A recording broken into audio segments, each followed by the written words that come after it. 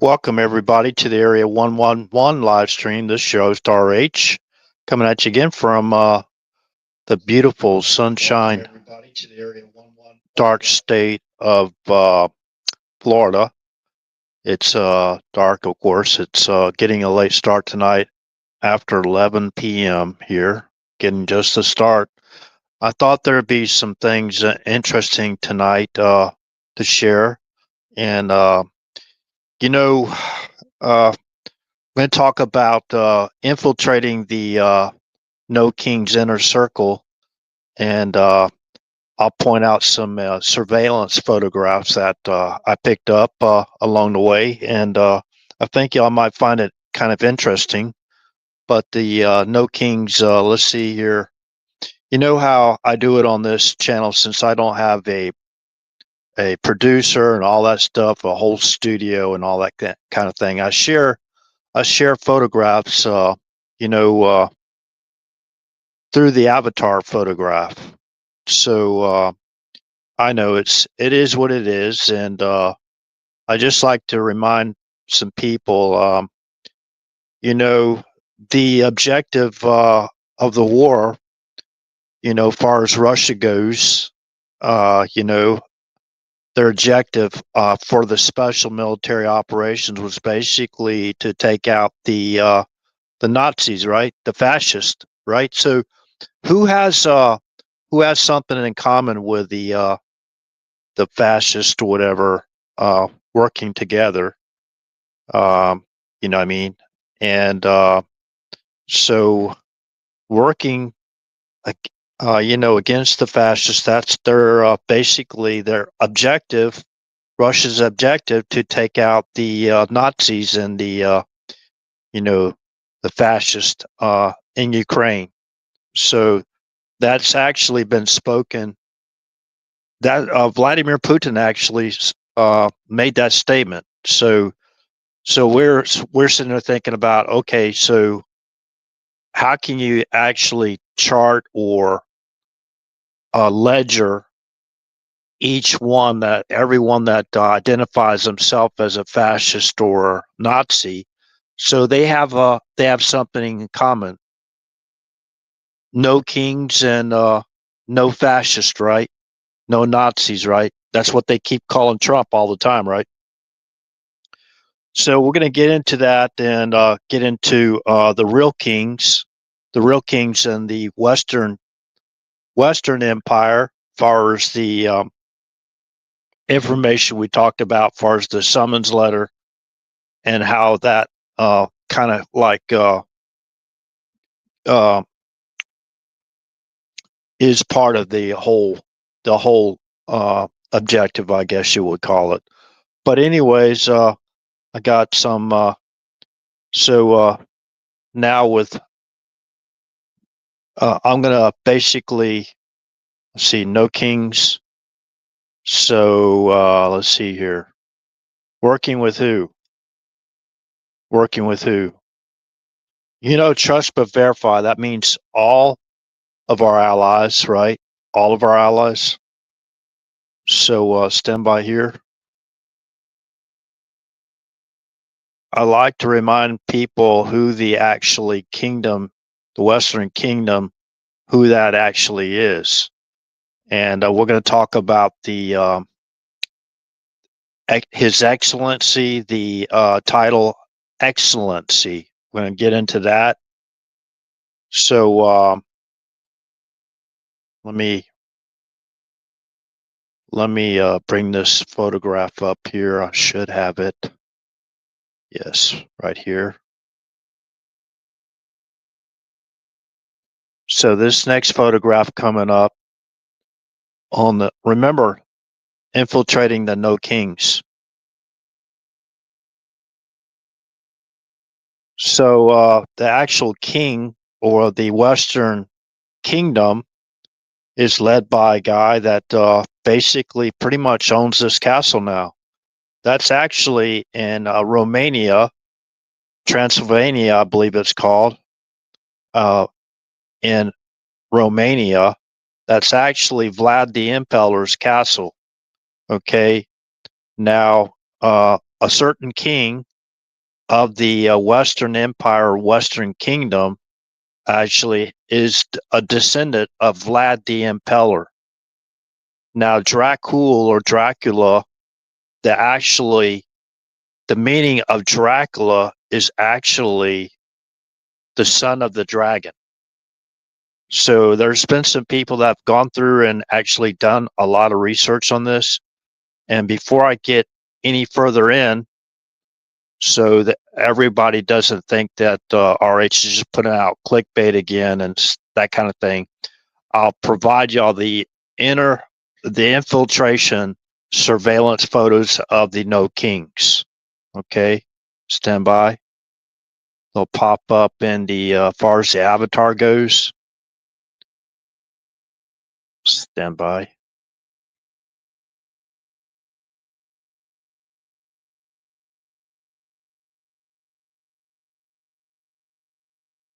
Okay, the first infiltration of the No King's inner circle.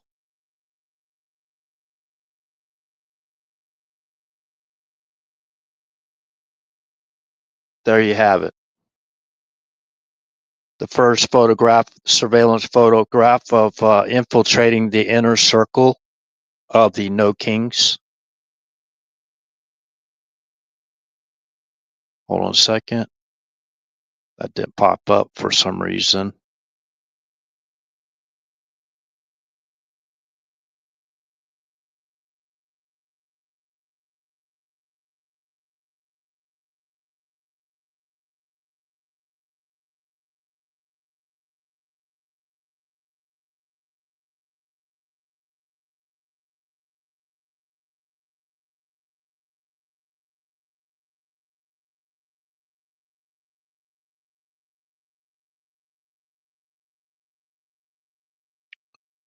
What's going on? I can't get this thing to work.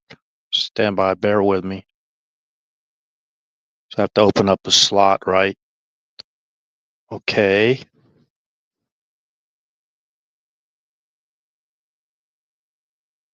Remember, this is a highly covert operation infiltrating the No King's inner circle.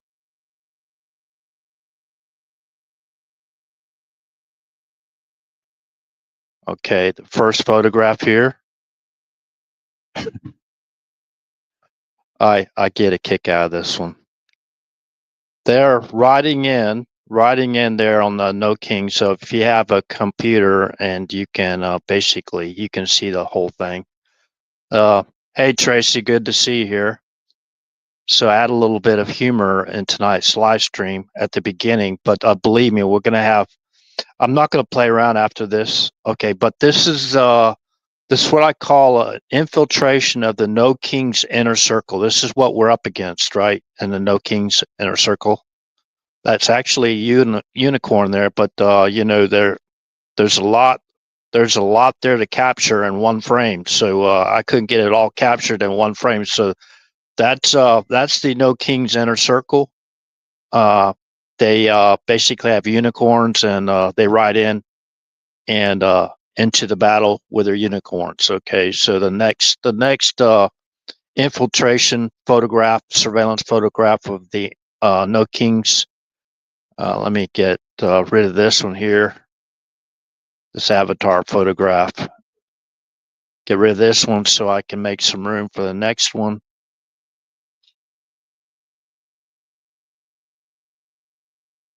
Okay, let's see here.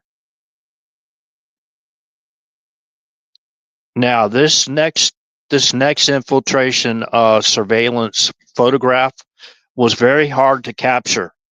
Very hard to capture because it's like a spiritual thing which you can't see, but moves kind of like weird kind of shape shifting and that kind of thing. But here's the next infiltration surveillance photograph of the No Kings, and this is what we're up against. Now this one dismounted, I guess, a unicorn, and if you can notice on her left belt loop, or I don't, I I think it's maybe gender neutral. I'm not really sure, but on the left belt loop, you can see there, if you can zoom in really close on the left belt loop, you'll see an official rainbow library identification card. So on the left belt loop there, you'll see an official rainbow library identification card. So that's what we're up against, people. That's that's the D's, and basically it's summation of the no kings. So let's get to the real fascists, right? The real Nazis, whatever, and let's see who we're let's get into what we're up against here, right? So let me go ahead and dismiss this avatar photograph, but yeah, just one of the surveillance photographs after the infiltration, if you call it that, whatever. So I go back to this again. Remember, that's actually a castle in Romania. Vlad the Impaler actually was called Dracula, which means the son of the dragon. Okay, so that's not that's just public knowledge. You don't have to infiltrate any inner circle to find this information for yourself. So, so I know I I was kind of worried about the No Kings and what was going on there, but uh, these people, the evil never rest, right?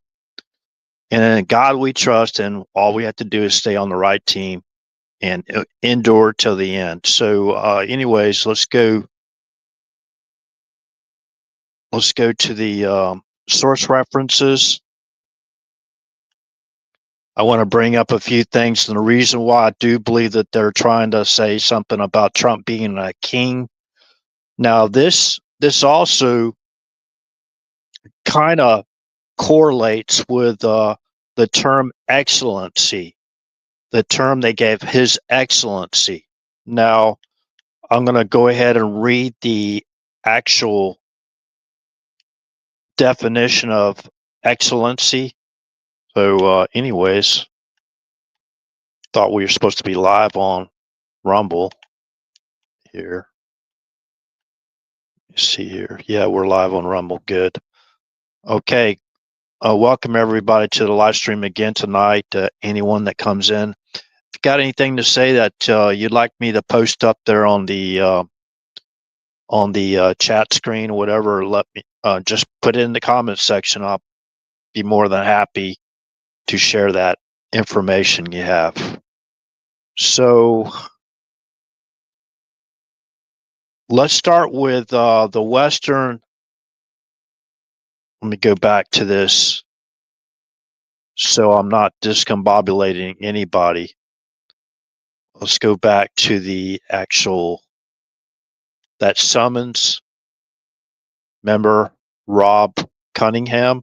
Cunningham, the originator of that document that's been going around. I saw that on Michael Jaco, and I forgot the other person on the show, but during that interview.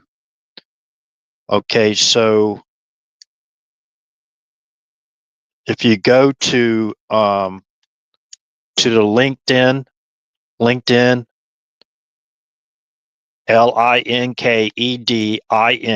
Rob Cunningham's post, a presidential summons to disband U.S. military state outpost. Okay. Now, talk about the commander in chief's authority. Okay. The UCMJ, and then it's got the document. Now, when you go to this LinkedIn, remember Hal Turner has an X account too as well.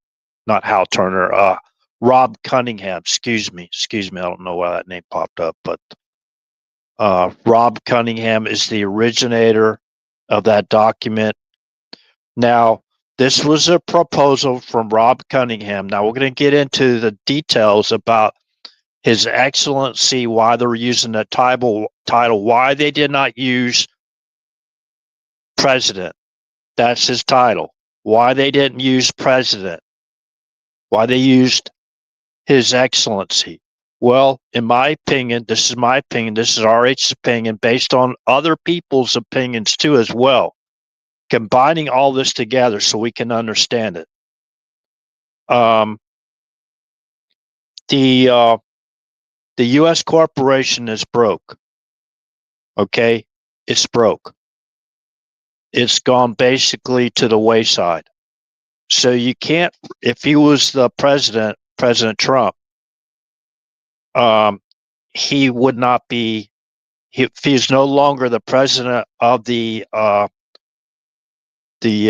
District of Columbia Corporation, then his title would be different according to the individuals that are the actual definition of the Western Kingdom or the Western Empire.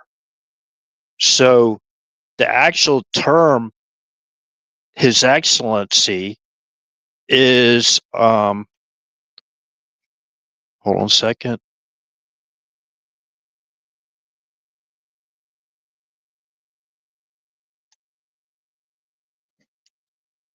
Now we're going to give a Cambridge definition since it's English. Your Excellency, His Excellency.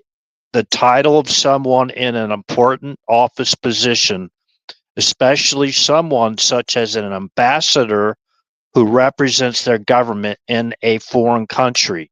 So this term, His Excellency, is a Oxford English title. Okay, that comes directly from London. So if London was working with the corporation United States, or they formed the United States District of Columbia Corporation, and the president, the president of the United States was actually the president of that corporation. Once it's bankrupt and dissolved, that title no longer goes to the president from originating from the Western Kingdom. Okay, so now what's the Western Kingdom? Now remember, I'm going off of that document that basically was signed by. Hold on a second. Let me go in here again. I'm going to make this where it may sound. Now, I could be wrong. RH could be wrong. I mean, it won't be the first time and it won't be the last time. Okay. But we have to see how this stuff kind of like unfolds, right? Because this isn't a game. I'm not going to say how it plays out because this isn't a game. We have to see how this unfolds.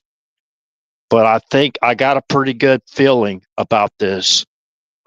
Very good feeling. Now, so what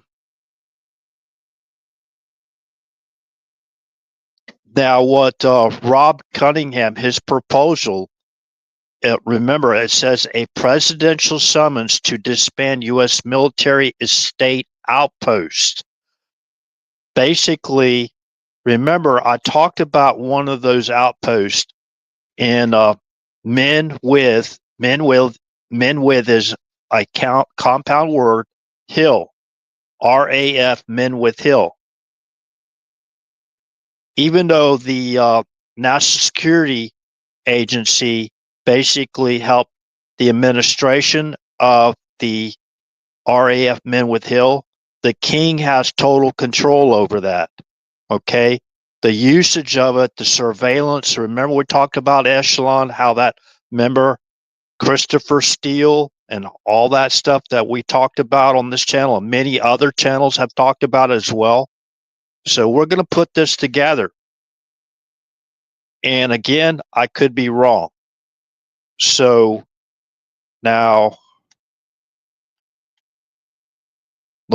the meaning of the United Kingdom. A country of Western Europe consisting of England, Wales, Scotland, and Northern Ireland, population 64,700,000, estimated in 2015. Capital is where? London. London, right? So London had all the ties to the putting together the United States District of Columbia Corporation. We were tied and beholding to the Western Kingdom or Western Empire. Okay, um, so regaining our sovereignty and our independence to include not only our territorial sovereignty and our country and all 50 states and the territories that we have, we basically defunded or whatever, defunded in my opinion, defunded the corporation to regain our financial sovereignty again. And going back, in my opinion, we're going to be phasing out the U.S. Treasury note because that basically cost us our sovereignty to foreign nations. And also, they had control over the actions on these foreign bases. We have about 700 foreign bases around the world. And we really need to focus on our sovereignty more now than ever. So again, the Western Kingdom that this document proposal was basically referring to is the United Kingdom. Okay, again, a country of Western Europe consisting of England, Wales, Scotland, Northern Ireland, population 64,700,000. And as many may recall, the population of the United States of America is about 340 million. Could be more. Oh, the capital again of the Western Kingdom that we were subject to, as subjects as far as financially, is in London. The full name. Now, I want people to focus on this now very closely. The full name, United Kingdom of Great Britain and Northern Ireland. I'd like to add something to that. The United Kingdom of Great Britain and Northern Ireland. Now, some will say Great Britain includes Scotland, but I like to remind people that I think every single president, except for one or two, besides President Trump, was descended from King George. We're talking about King George III that we fought the Revolutionary War and gained our independence from, not for, from. And I like to remind people that President Trump's heritage is from a royal line of the King of the Islands. The King of the Islands. He's the son of the king. Let's see. Let me get this correct again. Let me get this before I. MacLeod. MacLeod. Now, Mac in Scottish refers to son. Son of the king. That's where the no kings is coming from. President Trump is a descendant of the king. I believe his first name was Olaf. He was the Scottish king, okay, of the islands. Now, that was before Great Britain basically came together. Now, I have to go in and look up Great Britain, but this information That's President Trump is a descendant directly from the King Olaf, the Scottish king of the Isles. Okay, so let's go into this a little bit more deeper. So yes, there's some people that have done their homework and looked up the history of President Trump's family tree. Okay, so now I like to remind people the reason why I wanted to say this. The grievances that we filed and basically formed in the Declaration of Independence was to regain our sovereignty from the British King George the Third, I believe it was. Okay, so during the American Civil War, we basically formed an alliance during the American Civil War with who? Which foreign country did the American colonies, the 13 original colonies, form an alliance with? Well, remember, every president, except for I think President Trump and one other president, is directly descended from, in the family tree, from King George the Third. Okay, so somebody can look that up and fact check me. If that's incorrect, then please let me know. We were allied with Scotland. Scotland during the Revolutionary War to defeat the British. Okay, so Scotland right now can actually become a territory or a state of the United States of America based on history. Okay, so if London cut all ties as far as the Federal Reserve Bank, the foreign Federal Reserve banks, and they basically turned back over the independence of the United States of America, then Scotland, in my opinion, I'm not a lawyer or anything like that, but I do believe that Scotland, not only Scotland, but also Canada can join because we did not lose that war. Okay? We did not lose that war. We won that war. And if we go through and we read the entire Declaration of Independence, we can understand the grievances. When you if you go through the grievances, hey, Canito, good to see you here. If you go through all the grievances, actually read the entire Declaration of Independence, okay, you will notice, anyone that can read and has good comprehension of what they're reading, you will notice that some of the grievances we had today that got President Trump elected and provided those mandates for President Trump to act on are exactly the same as what we experienced under the tyranny of King George. So see that the far left, they got a, and this is part of the psychological warfare operation.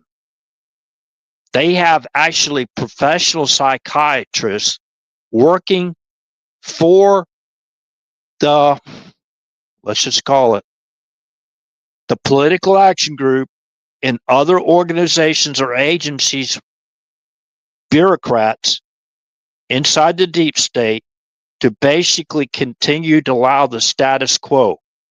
Okay, the status quo. Because, I hate to say it, there's a lot of bad apples everywhere. And when you're talking about trillions of dollars at stake for corporations like I discussed earlier, some of these people do anything. You got mercenaries out there, you got people out there building what do you call it? Uh, Tree nest and that kind of thing. You know what I mean? So, good to see you, Daniel. So there's a lot of things to unpack, and if you didn't come in at the beginning of the live stream, please go back and rewind it because there's so many topics to talk about. Now, again, I can't emphasize this enough. Scotland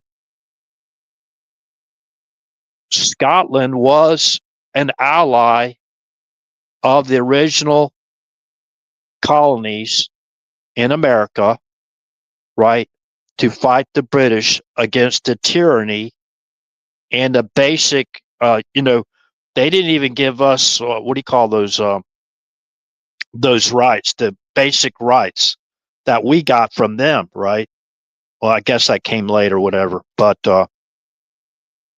so far as my knowledge, as far as my understanding, there's only two presidents that was not related directly in the family tree of King George III is who we basically fought the War of Independence to become a sovereign country in our own right.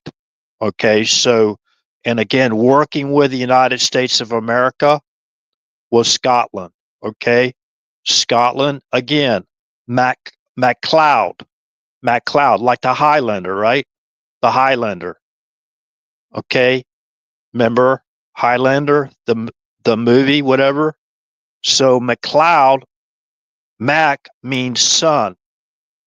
The family name or tribe is MacLeod. MacLeod, no, Loud or something like that. Leod. Somebody can go out there and check that out. You can research it. It's pretty much easy Google search. Okay, Scottish helped the U.S. colonies fight the British. Okay, let's go into the history of this.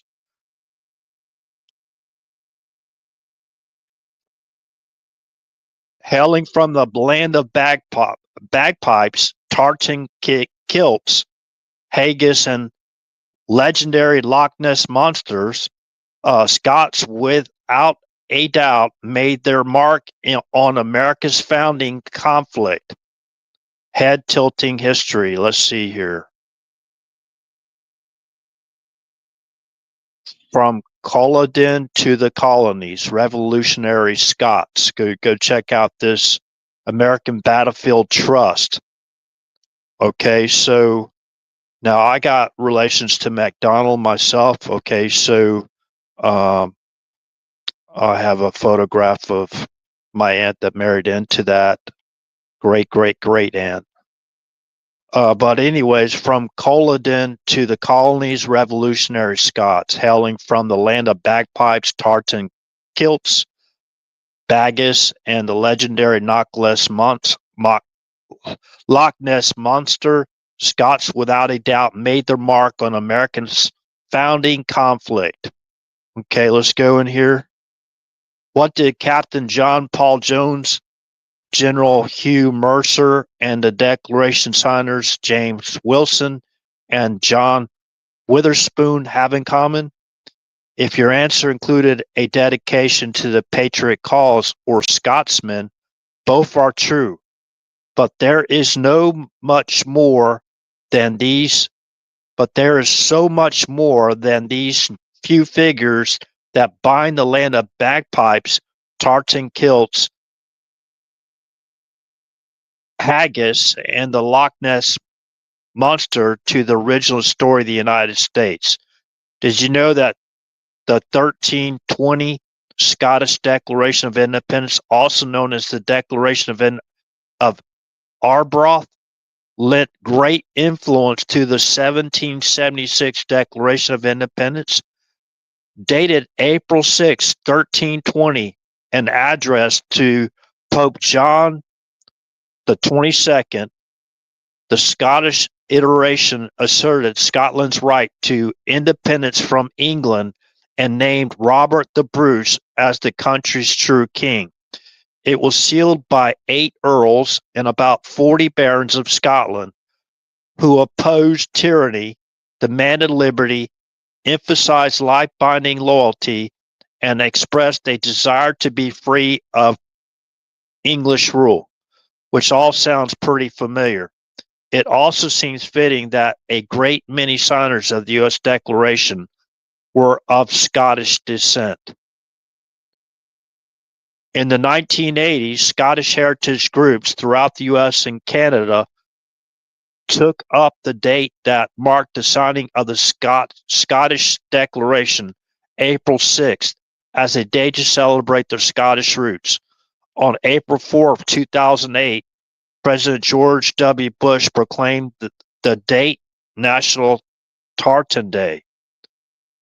Typical sightings associated with the Tartan Day festivals include pipe bands, Highland dancing. There's a Highland, right? Dog shows, pub crawls, and more. However tricky their history was with the British, many Scots weren't a big fan of the U.S. Declaration of Independence. As part of the Great Britain, Scotland was involved in the American Revolution from the start as an enemy of the newly declared United States, and even while the history of bloodshed and tyrannical rule lingered between the Brits and Scots, there was an overwhelming majority of Scots in both Scotland and America who rejected colonial claims and remained loyal to the British Crown. But why? Weren't many Scots still bitter about, but why weren't many Scots still bitter about the loss in their own recent rebellion? One must remember that supporters of the Jacobite rebellion had advocated for who they viewed as the rightful king, not whether there should be any king at all.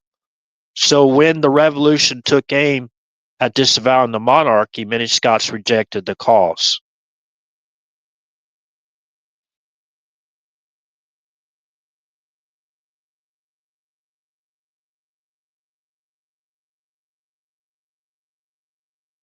Okay, so Scottish soldiers served on both sides of the Revolutionary War.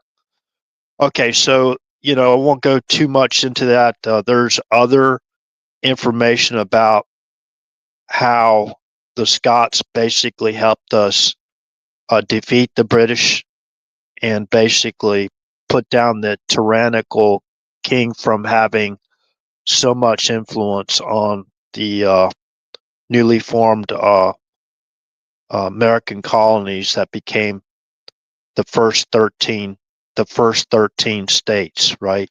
So anyways, let me go into this again.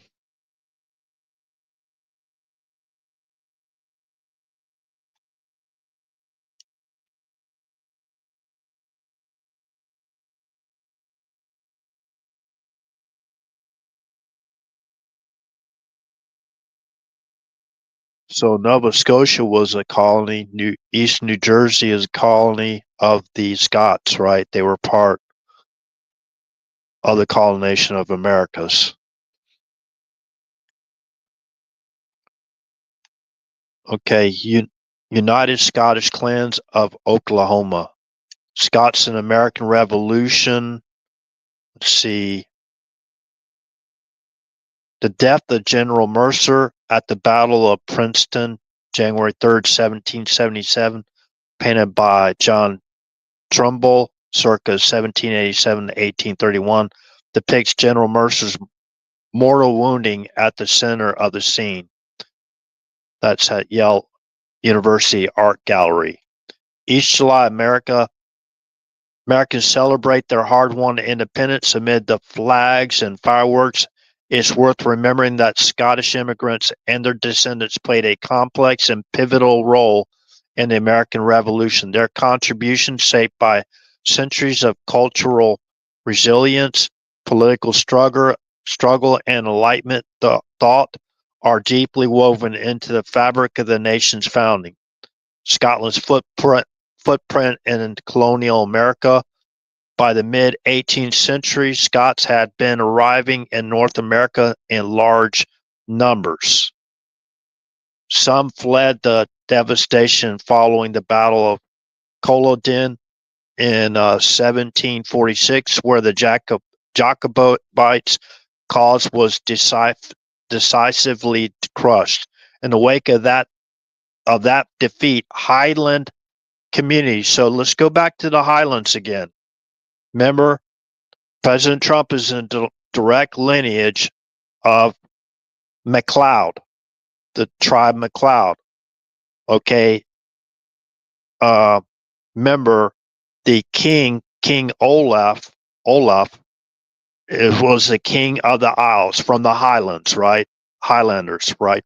That's where the name came from. The Highlander communities, right? It says in this article. Okay,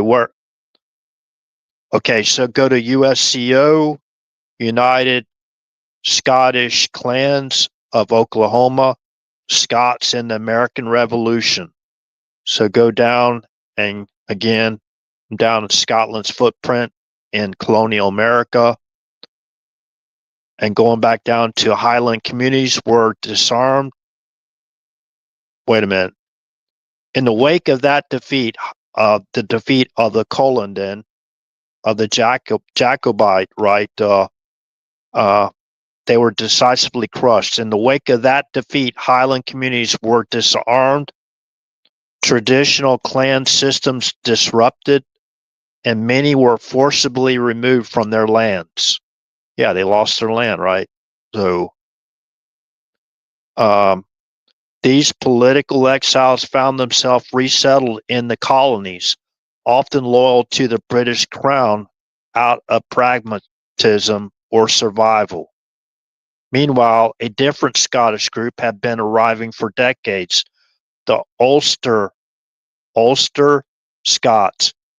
These were mostly lowland Presbyterians who had first settled in Northern Ireland before immigrating to America. By the time of the Revolution, they were concentrated in frontier regions like Pennsylvania, the Carolinas, and Virginia. Known for their fierce independence, deep religious conviction, and community leadership, the Ulster Scots were among the earliest and the most fervent supporters of America's resistance to the tyrannical King George. Okay. Now remember, we're not talking about King James. Okay. That was, another error. Fighting for king and remember the Mayflower Compact. I'll have to bring this up again because it's a very important part of our history. Let me get it. Let me just read this real quick. There's a big difference between King James and King George. That fought us in the against us in the Revolutionary War. So let's go ahead and read this Mayflower Compact again to reaffirm the truth here. The text of the Mayflower Compact: in the name of God, amen. We whose names are underwritten, the loyal subjects of our dread sovereign Lord, King James, by the grace of God, of Great Britain, France, Ireland, King, defender of the faith, etc., having undertaken for the glory of God and advancement of the Christian faith and honor of our King and country, a voyage to plant the first colony in the northern parts of Virginia, do by these present solemnly and mutually in the presence of God and one another, covenant, and combine ourselves together into a civil body politic for our better ordering and preservation and furtherance of the ends aforesaid, and by virtue hereof to enact, constitute, and frame such just and equal laws, ordinances, acts, constitutions, and offices from time to time as shall be thought most meet and convenient for the general good of the colony, unto which we promise all due submission and obedience. In witness whereof we have hereunder subscribed our names at Cape Cod, the 11th of November, in the year of the reign of our sovereign Lord King James of England, France, Ireland, the 18th, and of Scotland, the 54th Anno Domini 1620. Now, I'd like to bring to people's attention, that's what the Mayflower, that's what they brought over with them. They brought the King James Holy Bible. Okay, the King James Holy Bible was first printed in 1611. Okay, there was a new authorized amendment to the 1611 King James Bible. Okay, remember the Mayflower Compact, they did not arrive in Cape Cod till 1620. 1620. Okay, that's 9 years after the first printed King James Bible edition. Okay, so I think that's very, very important for our understanding our founding as a nation as a whole. Okay, now remember, King James, the one that basically helped establish the original colonies in the New World in America, right? It was basically allies with Scotland, okay, to establish those colonies. And again, we can establish that the Scots helped us defeat the British under the leadership of King George III. Now, I'm pretty sure it's King George III. If I'm wrong with that, somebody can fact check me and put it in the chat, and I'll make the necessary corrections. So, okay, so let's get kind of focused a little bit more on the history.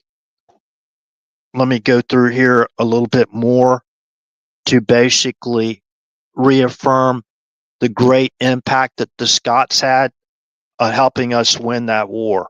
And remember, for those that are just coming in, there's only, I believe, 2 presidents in history that aren't descended from King George.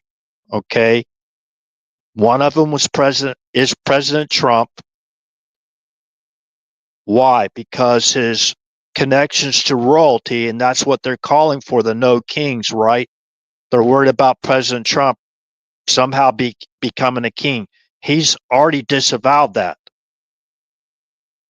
So that's what these let me show y'all the let's see here again.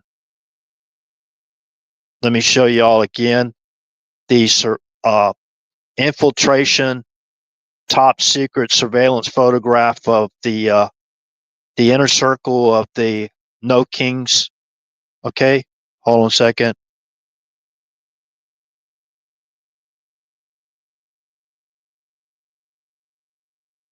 I know this is kind of ridiculous sometimes, RH comes up with these things, but I want to be a little bit humorous too, and I do have a good sense of humor, so I don't ever really reflect that a lot, but I really do.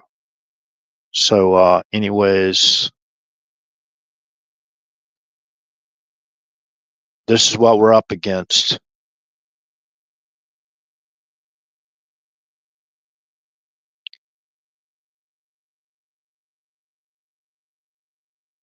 Right here. That's a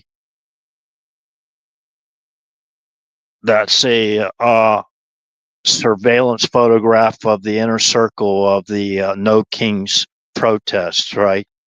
So let me get back to the Rumble, make sure we're still live here. So there you go. There you have it. They came into battle on the unicorns, right? And there's one of them. There's one of them. The inner circle of the No Kings. She basically, I have a hard time getting them all into that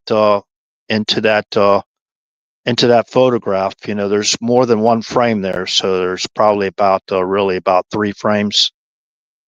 I can't get them all into the photograph. There's a lot to go on there. So if you know what I mean. So anyways, and there's another highly uh what do you call it, surveillance photograph here. I want to show this one again too, in case you missed it. God, you can't make this stuff up, right? These are the people we're afraid of. I mean, how in the world? Well, we know how. We know how. I want to get. I won't even go down that. Okay, this top secret surveillance photograph of the inner circle of the No King. So, okay, if you can notice on that left belt loop, she's got the rainbow library card identification. She's got the rainbow library card identification badge. They're clipped to her left belt loop. Okay, that's what we're up against, people. Okay, that's that's who's saying no kings and going out there and causing all this civil disturbances and all this stuff. You know what I mean? So it's ridiculous. You know what I mean? So, anyways, and how the media spins this stuff. The Mockingbird media still reading their psychological warfare propaganda scripts. They're being paid by our own tax dollars to put this garbage out there, right? While they shut down our government because they want to basically, what do you call that? Uh, bribe or extort us, you know, all of America, to basically allow them to just steal money hands by the billions, just steal money hand over fist for these stupid causes. I mean, how much they charge for that unicorn? $1 million? Man, she rides off in the sunset, you know, pretty wealthy, right? The other one that I showed. How much the ridiculous one that was screaming and, going crazy, because we're trying to clean up our streets in America and help make America safe again, right? So, anyways, enough with them. So, let's see here.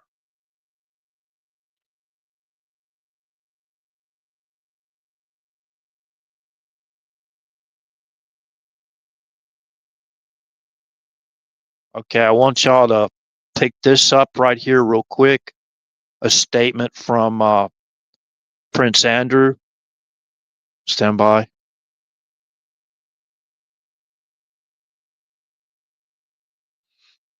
Get back on track again here.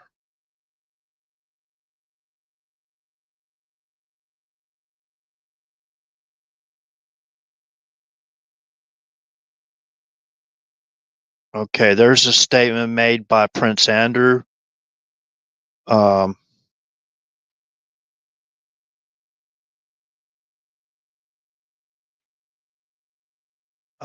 no, I run it for fun or for just putting out information. So, yeah, I run it for both. I mean, this is my personal time putting out information. A lot of people don't even know this information. So,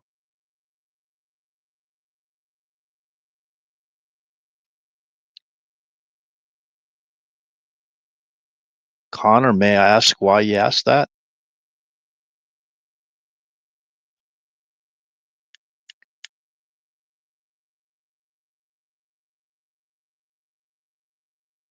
Okay, so let's go back to, yes, McLeod. McLeod.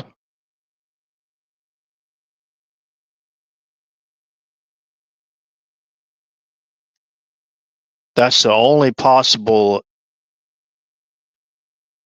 inference, I guess you call it, of how they could come up with this idea. But basically, they do a lot of what they do a lot of times is they basically accuse people on our side of it doing exactly what they have done or what they want to do, and who they are beholding to as subjects. So, you know, when we're talking about trillions, tens of trillions of dollars, that influences a lot of people. That influences a lot of people in our own government. And I remember everyone's presumed to be innocent until proven guilty in a court of law, right? So this is royal communications from Prince Andrew. Basically, he's uh, separating himself from the royal titles. And remember, they're calling President Trump His Excellency. And remember, if you go back and you rewind or you play the live stream back from the beginning, I explained that already for people.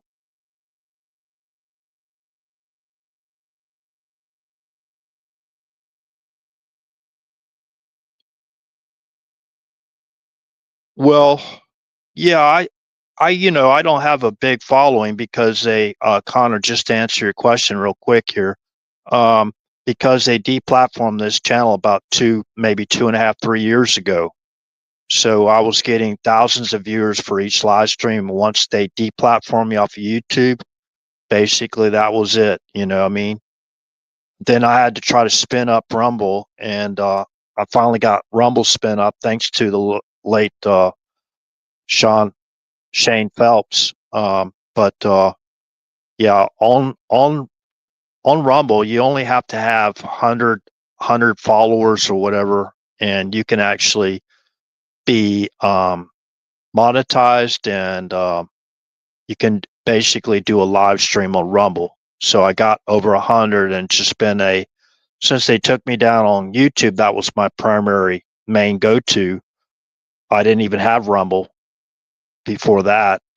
Um, you know, so just to give you a little bit of background, there is one recent live stream that I think I have 1,600 views. So, um, I've had people try to question me or try to basically get me to, um, no, you're not derailing. No, I mean, I don't mind the question, and everybody pretty much knows I'm open on everything except for, you know, I just don't want a bunch of crazy people showing up in my door. I like my privacy, so I don't show my face, but other people have seen it, and before, it's not like I'm overly paranoid.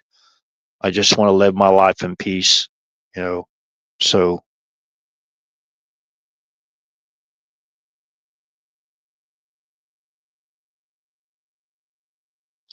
yeah, I mean, I think I put out a lot of great information. Of course, the viewers would have to decide that. I put out a lot of information, and a lot of this information comes from my professional background. So, in case people are new to this live stream, I talk about this occasionally, but I mean, so like tonight's show, there's a lot of people, especially uh, our our college young men and women now that are going through college. They have never heard this stuff before. They don't even know how our country was founded. They don't even know who was involved in the Revolutionary War, for example. You know, you get some people that are questioned, like journalists will go out there and reporters, whatever, and ask them certain questions, and they actually have no idea about information, let alone knowing that the Scottish helped us defeat the British in the Revolutionary War, and what I'm talking about tonight. Again, let's go back to His Excellency. Let's kind of have like a little quick review.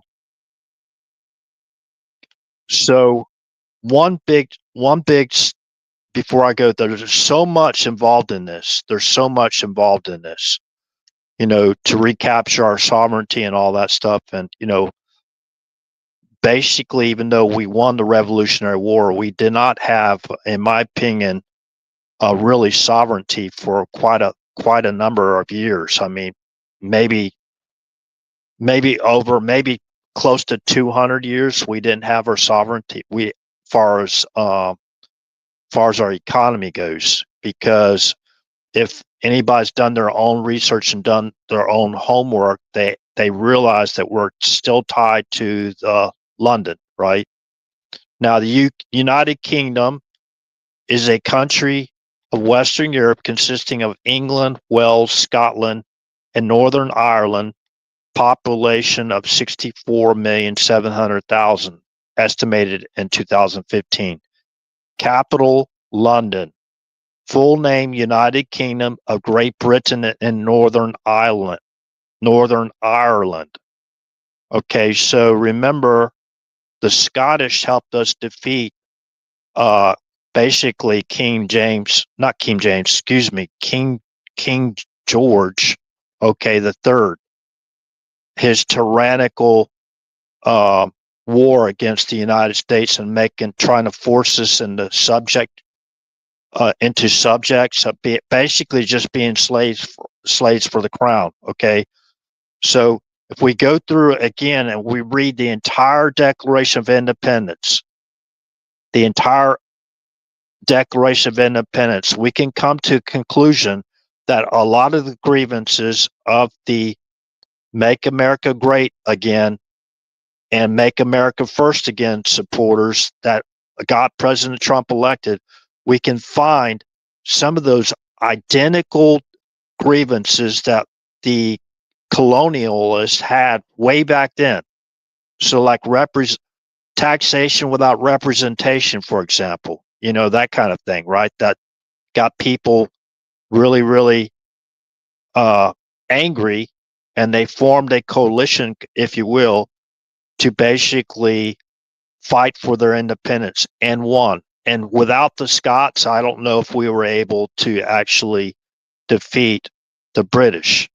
But again, where they're getting this idea of the no kings, I believe, is because of President Trump. Now, he could be descended from other kings as well, okay, or royalty or royal family. But let's see here.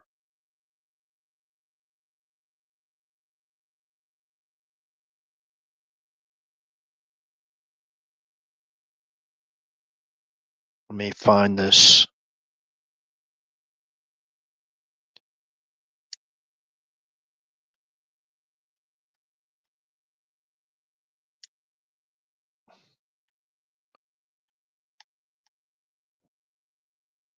Okay, so to get the real gist on the Scots, how they helped us defeat the basically Great Britain during the war, is read the Scots in the American Revolution, United Scottish Clans of Oklahoma. Okay, and you can see their contribution.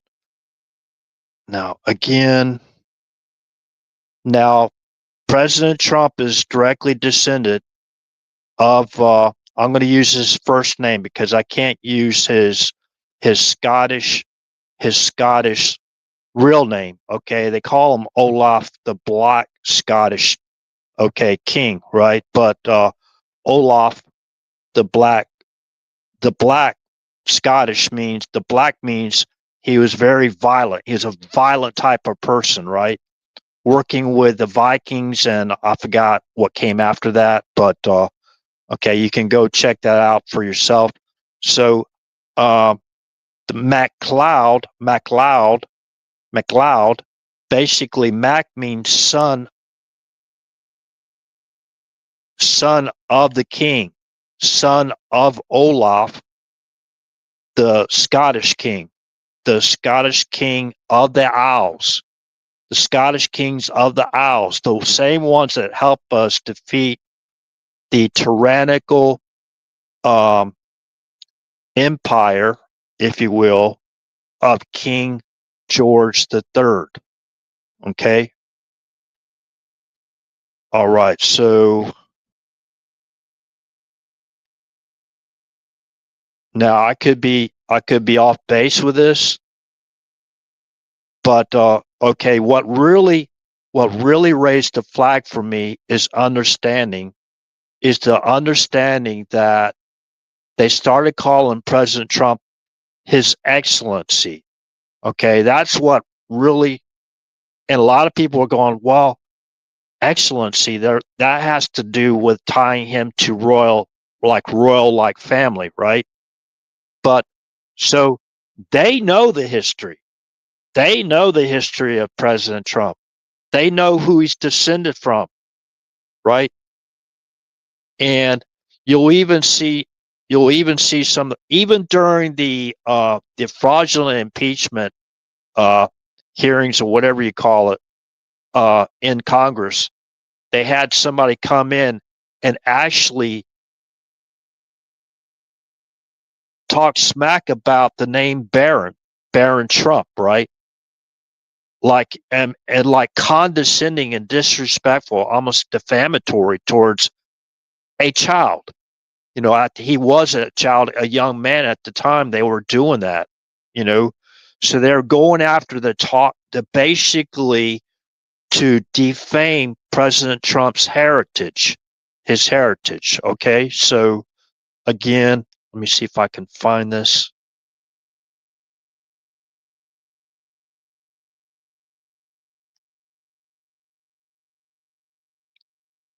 Okay. Now, again, if you came in late,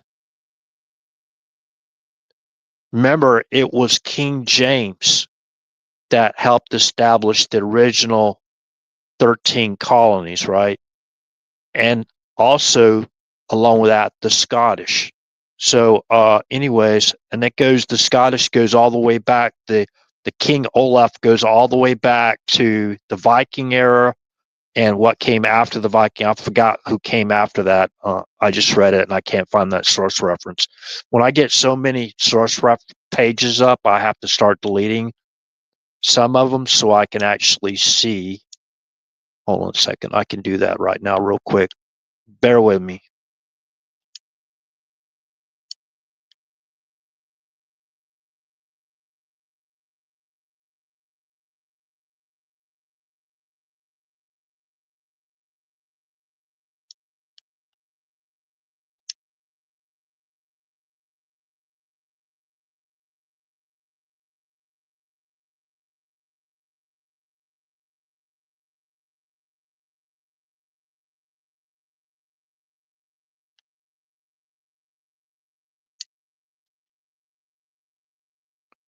Stand by. I think the last live stream, I talked about the U.S. Navy finding like a Great Pyramids off in the Bermuda Triangle. The Bermuda Triangle, and basically that was basically offshore from Cuba, and there's actually sphinxes found in the same location. Now, when the U.S. Navy found those, the U.S. Navy submarine actually is the one that found those structures in deep water off the coast of Cuba, actually in the Bermuda Triangle area. So I thought that was really interesting. I talked about that in the last live stream, and it was actually one of our submarines that actually found that. They found those pyramids. Those pyramids are actually larger than the pyramids of Giza in, you know, Egypt. So larger, and that was during the Cuban Missile Crisis when they discovered those pyramids. The U.S. Navy, through the submarine or submarines plural, found those big, huge structures off the coast of Cuba, right in the Bermuda Triangle. So I thought that was really interesting. I did a show on that. Now, what I thought was interesting, because it was during the Cuban Missile Crisis, they basically cordoned off that area, and I'm wondering if it's the reason why we have a military base there right offshore or on that's connected to mainland Cuba, right? Because Cuba's like a big island. So Gitmo, right? So that's reason.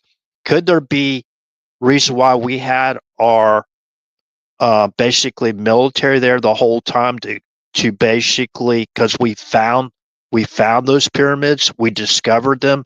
So as part of discovery, wouldn't it be great to put a prison there or whatever for and just say it's being used for non what do you call it, combatants or something?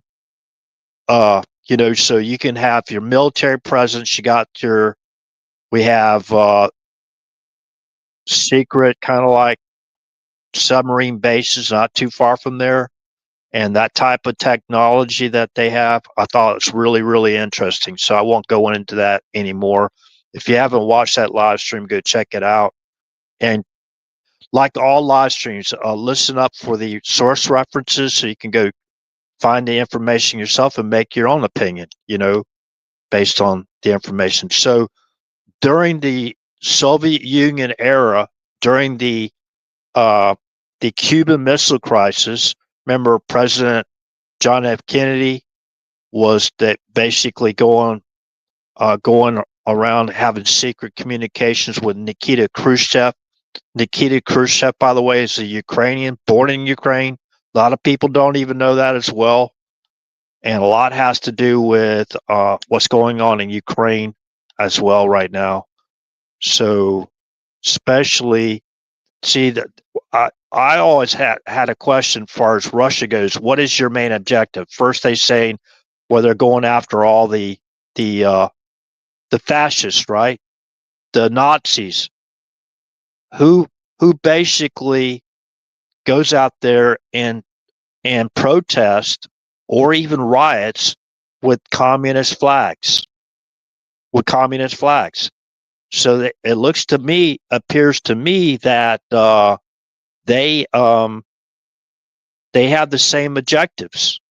Russia's objectives to basically take out the Nazis or the fascists out of Ukraine, right?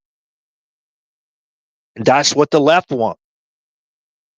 They got Antifa and Antifa. And by the way, I like people to look up Intifada as well. Intifada is also a communist or socialist organization, but they're trying to topple the Israel, and Antifa, unless they mobilize off also Intifada, they have the same tactics. They use the same tactics. They have bricks delivered to them in pallets. They throw bricks at the law enforcement authority of the same exact tactics. And I've looked at their tactics before, and they match up. They're running an operation in the West Bank using lasers. They did that inside the United States when they attacked a federal building. I can't remember what state it was in, but they used lasers, and there was some injuries of law enforcement as far as their eyes, concerned about nearly blinding these officers with those lasers. They were using the same. I actually got a photograph of that, and it's not, it's not a unicorn. Believe me, that's real stuff, the real deal there. So, anyways, let me go through the Sphinx.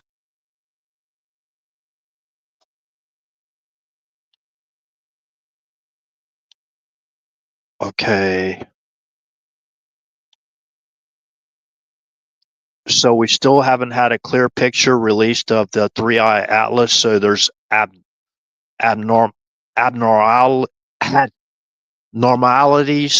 I think eight of them. As far as abnormalities, not normal to a comet or an asteroid, whatever. So I think it won't be until December until it comes out of that ecliptical orbit or whatever type of orbit it is. It's right now behind the sun, and I don't think we can view it again until it comes out from behind the sun.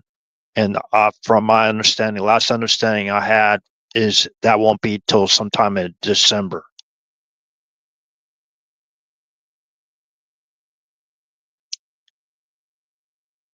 Okay, again, excellency. Let's go back. Let's revert back to this.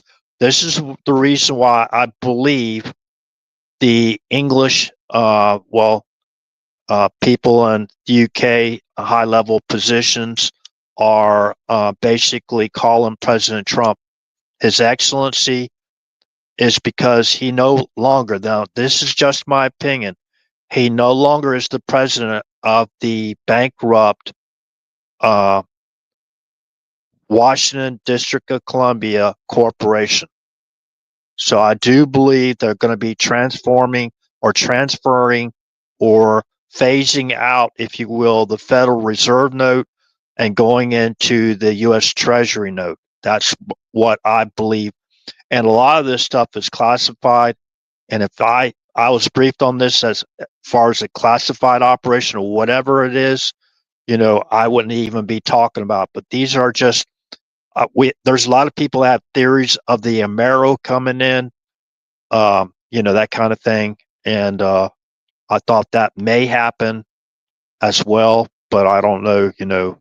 That stuff is really, really, that's only at a very, very, very limited need to know basis of who's allowed to have that kind of information, because we're talking about our whole economy. People panic, what they do, they start selling or whatever, and that's what a lot of people are doing. I don't think we need to have anything to worry about, because there's let me just put this up there real quick again for people to understand. Um, I think people on that follow this channel have a very good understanding of what I'm talking about or what I'm about to get into real quick.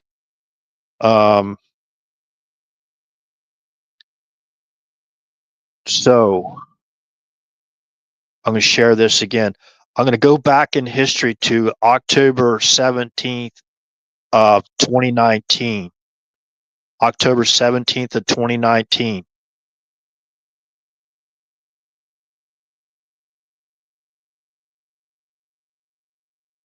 October 17th of 2019, CNN put out a Moody study from top-level economists. The title of that study, you can research it yourself.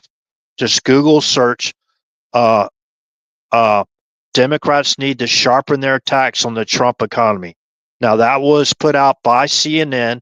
It's a Moody study from top-level economists. So it's not just some type of opinionated piece, right? This was their tactic. They were going after our economy, to drive the president's numbers down, right? So the very next day, on October 18th of 2019, they told us how they were going to do it in Event 201, Global Pandemic Exercise based on the new coronavirus. Okay, if you want to look that up and check out terms like flooding the zone, their Mockingbird media scripts, you can go to Event 201 highlights reel on YouTube and watch the video for yourself and get the information yourself. It's only like 13 minutes long. Okay. And I'd like to point out again, the main participants in Event 201, not a single one of those individuals belong to President Trump's cabinet or administration. The actual two main hold on a second. Let me refresh my live stream here. The two main participants I'm going to talk about, I won't go through all of them again, is up here on my avatar photograph. You'll see Avril Haines. Avril Haines, at the time of October 18th of 2019, being a major participant in Event 201 on our soil. I just keep reaffirming that, or reasserting that this was on our soil. This was a planning exercise to get ready for what?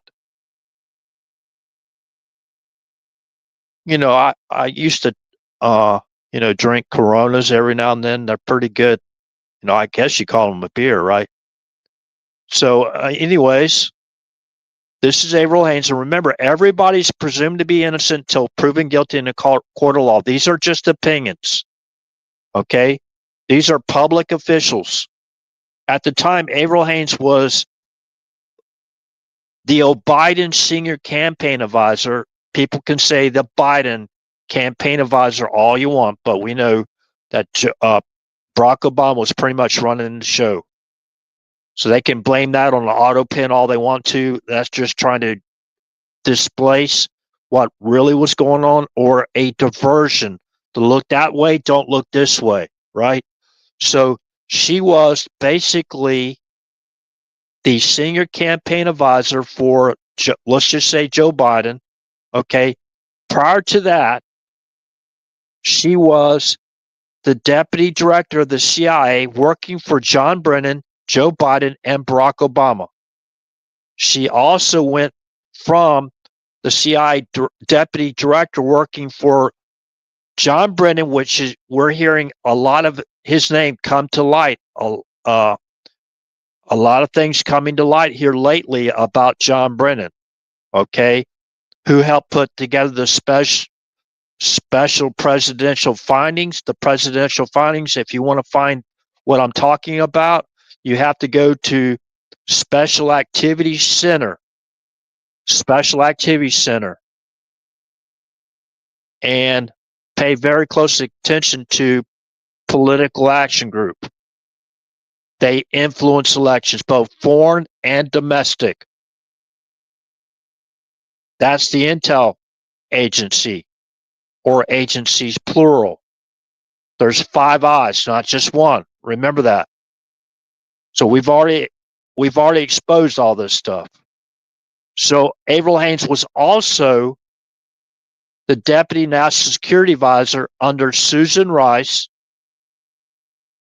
Joe Biden, and Barack Obama. Before, she was a major participant in Event 201 global pandemic exercise based on a new coronavirus that was developed in a lab. It was a bioweapon. How does RH know that that was a bioweapon? The next avatar photograph will basically point you in the right direction. If you don't believe a word that RH says, just do your own. Go to the source reference I provide and go through them all yourself. And you still don't believe it, that you don't believe what is already out there and is proven, I really can't help you at that point. Okay.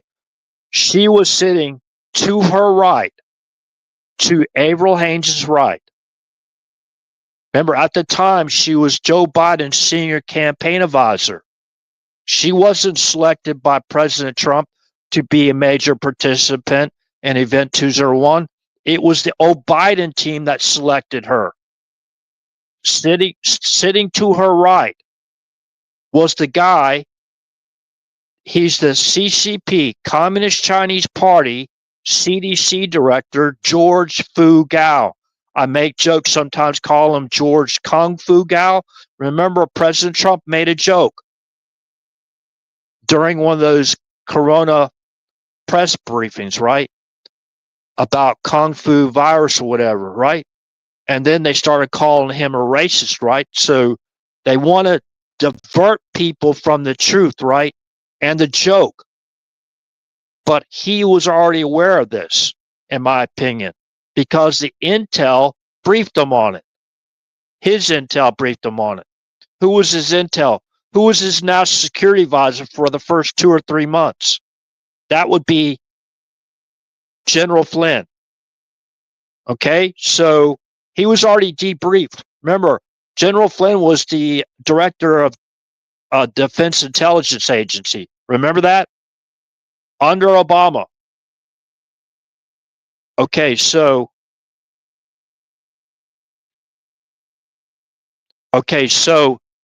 this fellow sitting right next to Avril Haines. Avril Haines, again, was the the senior advisor to, I say, Biden campaign, right? But for Biden, could say Biden. Remember, she's the deputy director of the CIA, working directly for John Brennan, Joe Biden, and Barack Obama. She was the deputy national security advisor, working directly for Susan Rice, Joe Biden, and Barack Obama. To her right again is the Communist Chinese Party CDC director, Center of Disease Control, George Fu Gao. Okay?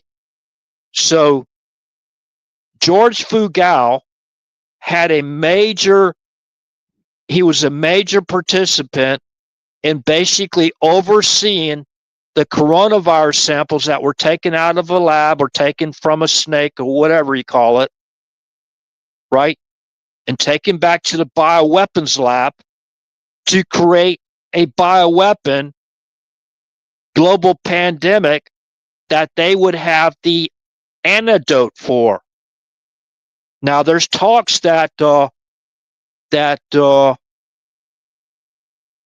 member for 13848, the executive order, President Trump 13848 signed in, I believe it was September of 2018, that anybody involved, because this had a big impact on how they ran things, far as hindsight, perfect vision is concerned. Okay, that was a big impact for the pieces of paper. Remember the electronic ballot? These people were printing out. Do we, after all we learned about let's just say the deep state, and remember those 51 or over 51 intelligence personnel that signed that page saying that the Hunter Biden laptop had all the hallmarks, whatever it is, of like Russian disinformation. By the way, there were 3 laptops. Where'd the other 2 go? Okay, so October 17th, so we don't dismiss it. October 17th, they knew they were going to go to war against our economy. They were going to go to war against our livelihoods. The most attacked person or people in their war to fight to basically to bankrupt us all, take away all our livelihoods so we wouldn't have a voice. Why they censored us and deplatformed channels like this, right?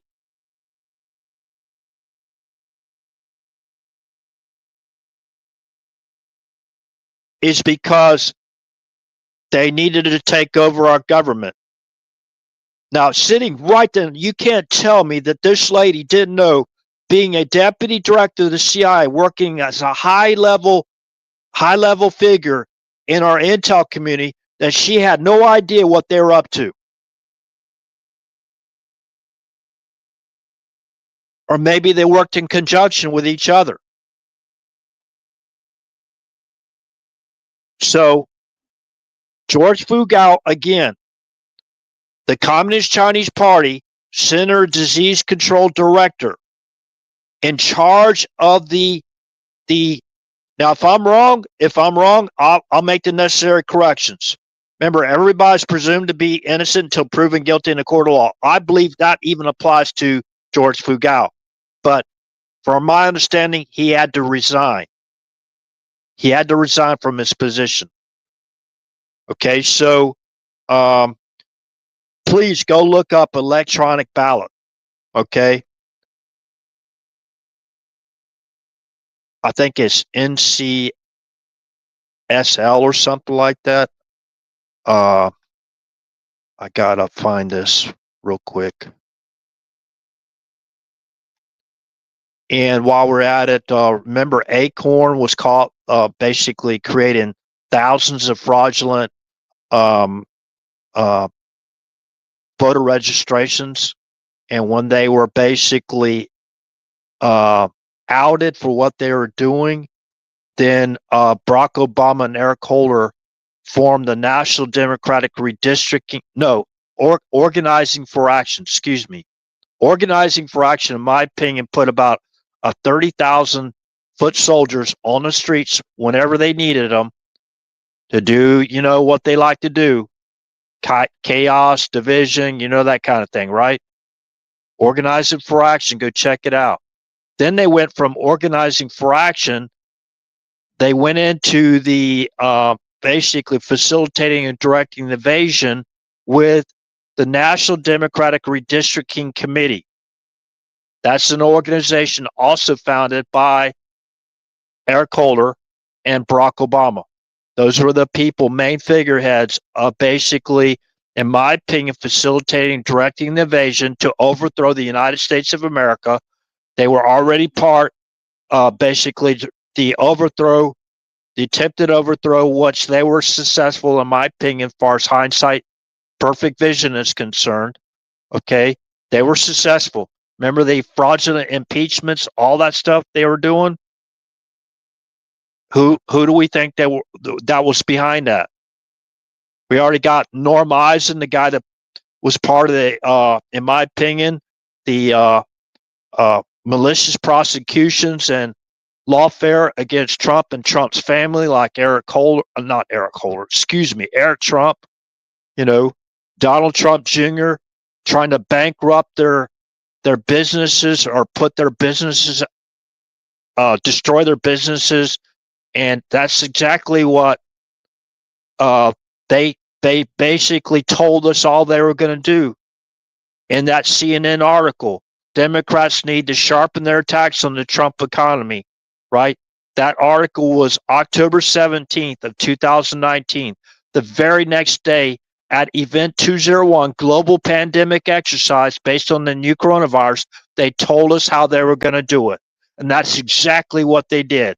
They targeted mom and pop independent businesses. That's who their primary focus was. And they basically enriched these large corporations that they sanctioned, just like communism. That's what communism is. Basically, a communist government basically takes over private property. They take over private companies like small mom and pop stores. If they don't like them and they're basically not reading their Mockingbird media scripts or whatever, they shut them down. They shut down churches. I mean, this is all, everything is proven. And you can actually go look up George Fugao, his background of helping to oversee the bioweapons labs in Wuhan and probably other places.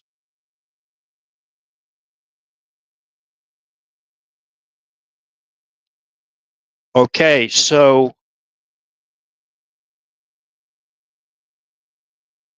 yeah, T3. I saw you over there on Liberty Warrior. Yeah, that's where I got to start at. Me and Miss RH saw you over there. So good to see you here. Look, man. Well, I do believe that it's not going to be basically blasted all over. There's a theory out there that the richest family in the world paid a reparations for that, for what came out of Wuhan. And I do believe those reparations could be substantial and maybe stopped us from doing something kinetic that would have been horrible for the entire world. Now, I don't know if this is true or not, but there's rumors of $32 trillion going into the U.S. Treasury, and we're about to make a transition as far as currency goes for a sovereign U.S. currency. Now that might be um,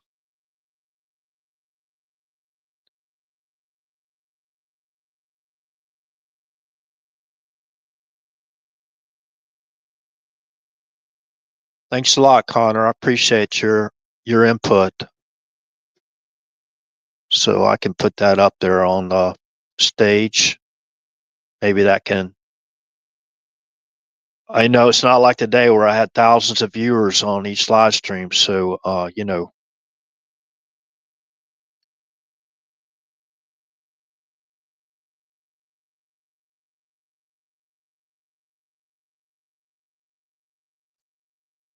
let's see here.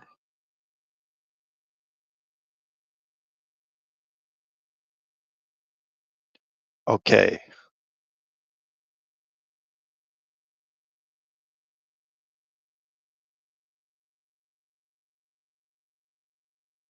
Yeah, I like to pay attention to chat, and if I see a question, I'll try to answer it. With all the attacks that this channel had, they're sending, and I don't want to. They probably got an algorithm machine. When you mentioned that four-letter word with two L's on the end, they might. That's my when they come in, and they do their hate raid on this channel. You know what I mean? But anyways. And like I said before, hey, I'm human. I make mistakes. So if any of this information, is a mistake, or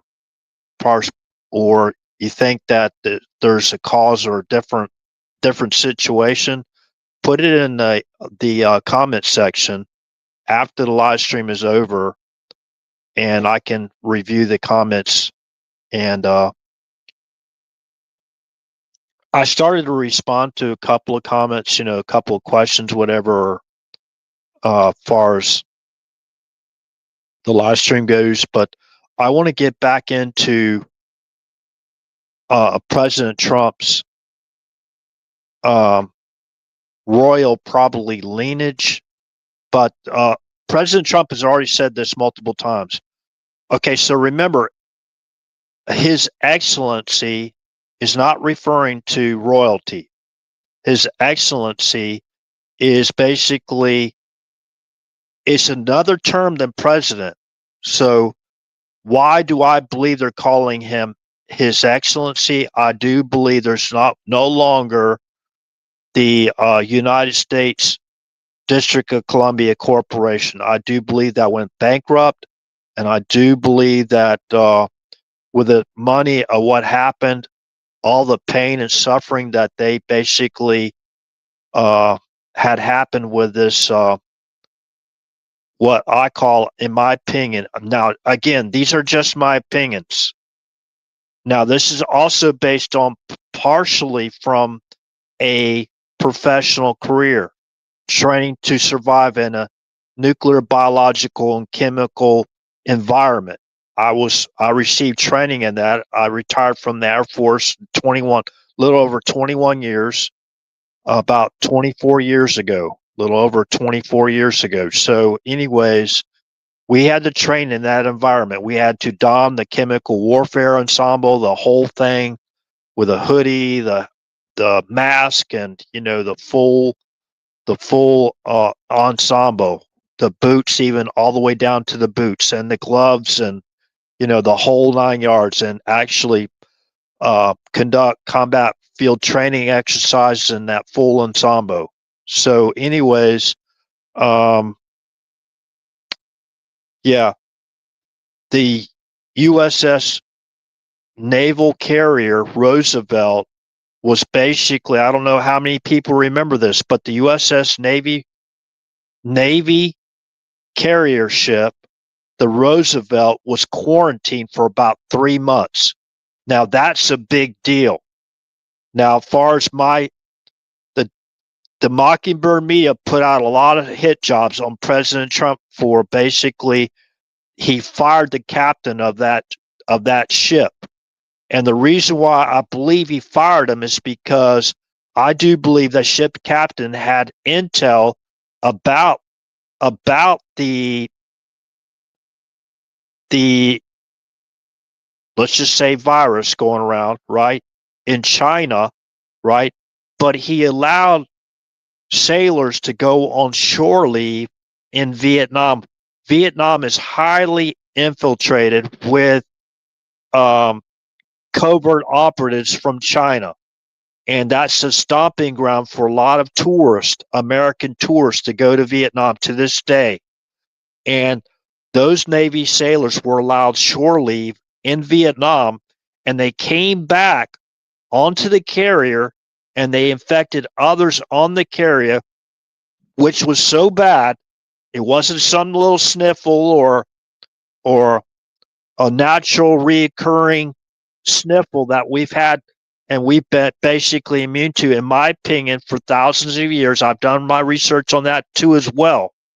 You can even find the word bat if we're talking about bats, but we don't, snake is also, or reptiles also in that kind of like almost the same category as an abomination. But if you come in contact with a bat back in those old days, what would happen? If you came in contact with a carcass or whatever, you had to self-quarantine for, I think, a whole day into the evening or whatever.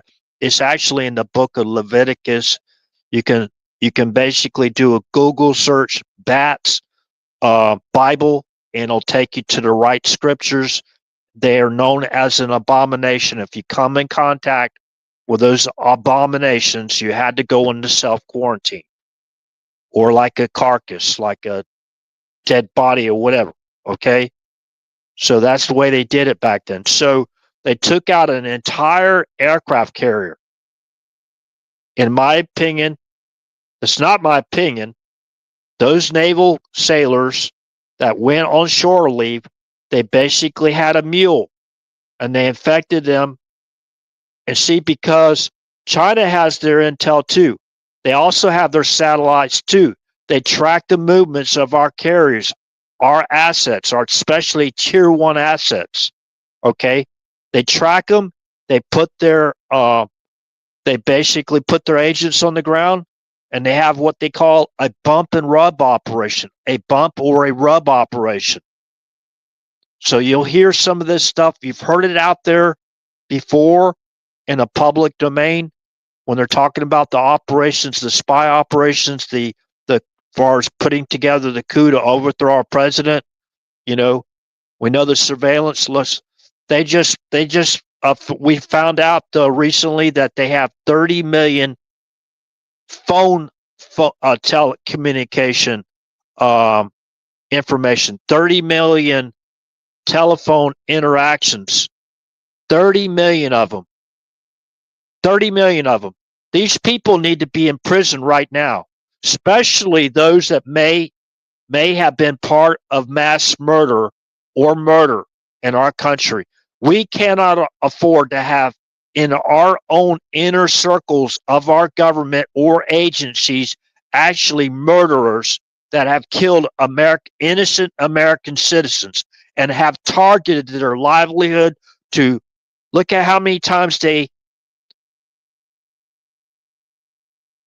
I think listen to Eric Trump. They basically shut down all their bank accounts. Think about that. They shut down, I don't know, I think Eric Trump said something like 10 banking accounts. They had to go find another bank or whatever to put their money to do their business with. Come on now, that's not normal. That's not, it's just, and see, they call Trump tyrannical to divert our attention away from what these people have done to America. Remember, they have done this to America as a whole for their own personal or political interest, or both. For their own financial interest, their own political interest. We could already prove that. Remember, they were given incentives to get those sticks in your arms. Remember? We still, as of this point right now, we still don't even know what the long term, in my opinion, that's just my opinion. I'm not a doctor, I'm not a scientist. I'm just telling you what I know and what I believe. So in America, if someone doesn't like what I have to say or the information I'm providing, none of it, or for whatever reason, just don't like my voice or whatever, yeah, you could change the channel. You have to stay here. That's what our God-given rights of free speech is all about. We got to be able to have a place where we can voice our grievances. We have supposed to have the right to voice our grievances to our government. So now, if that's true, one of the richest families in the world, or the richest family in the world, made that, what do you call it?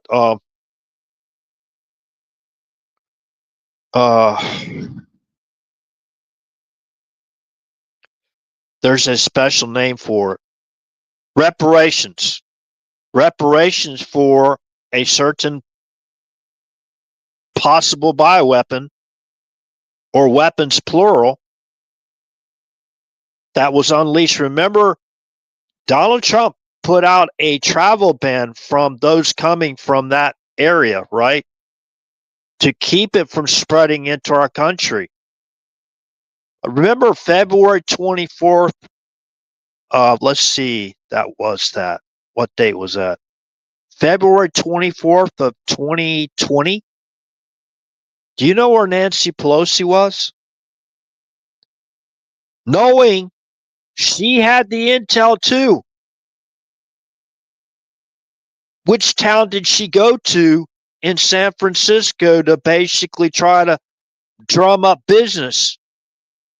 Because that was the area of major donors for Nancy Pelosi. Remember, she wasn't social distancing, right?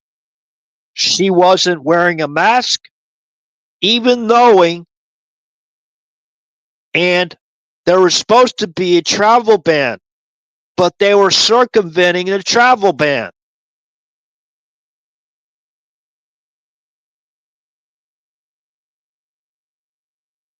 Because remember, the states are ran by state officials, not from the federal government.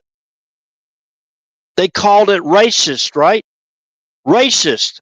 And to show her support on February 24th of 2020, Nancy Pelosi goes to Chinatown to basically try to solicit for. She had the cameras there, the journalists there, everything. They were all having a great time. And I got nothing against Chinese Americans. I have nothing against them whatsoever.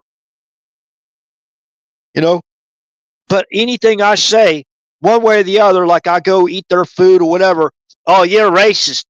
All right, you're a racist. Whatever. Give me a break. Those are amateurs. That little amateur psychological warfare propaganda stuff don't work on people like us. Okay? So these are facts. These are facts. Whether these people are part of the broader criminal conspiracy to overthrow the United States of America, to include our president and our government, or not, I mean, it's kind of obvious. To me, there was definitely had to be some interaction there. If this is an inside, like they say, an inside job, those people involved in it should be held accountable too. Look how they're fighting. Remember, Article 4, Section 4 of the United States Constitution.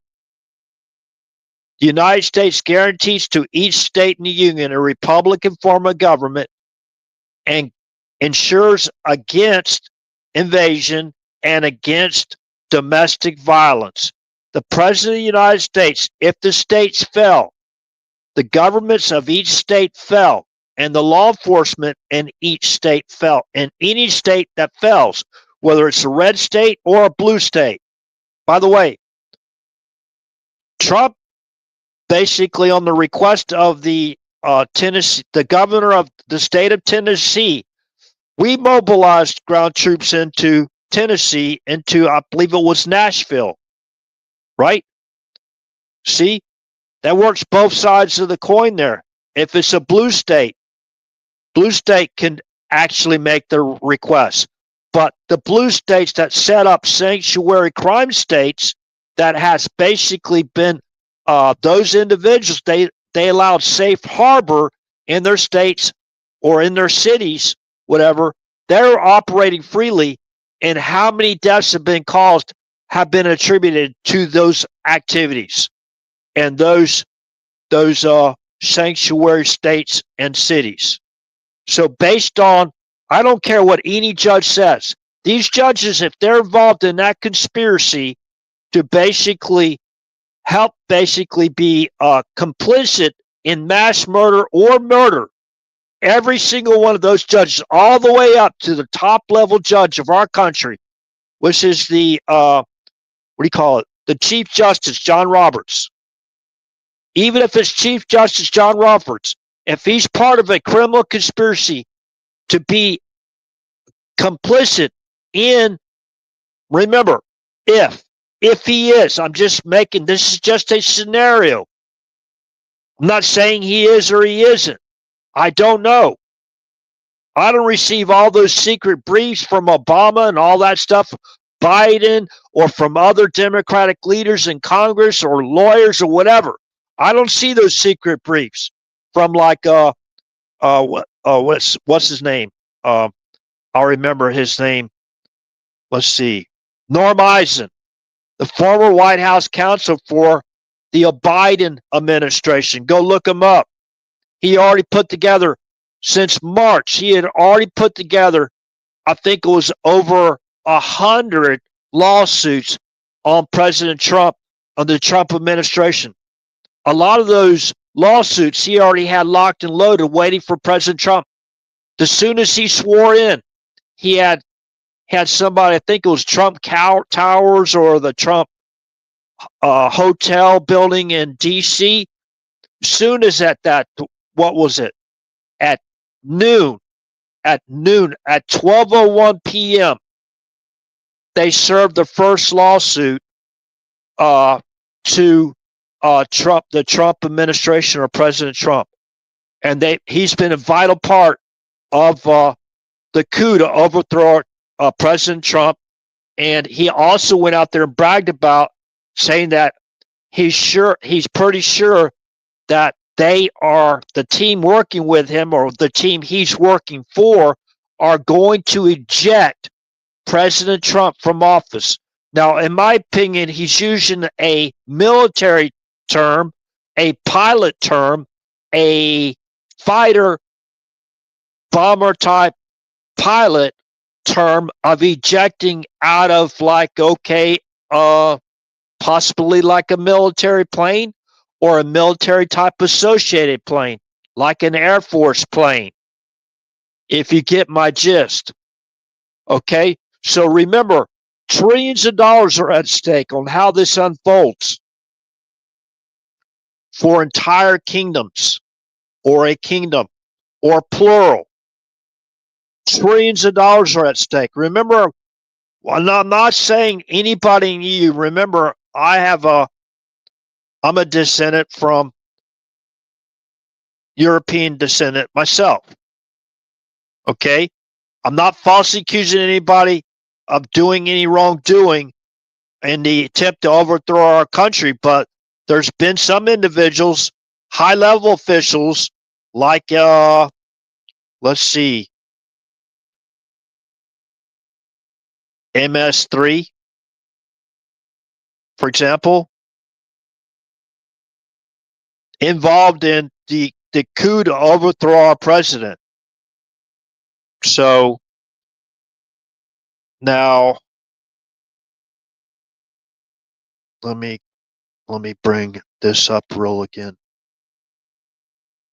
So don't forget the source references. They're very important. Okay.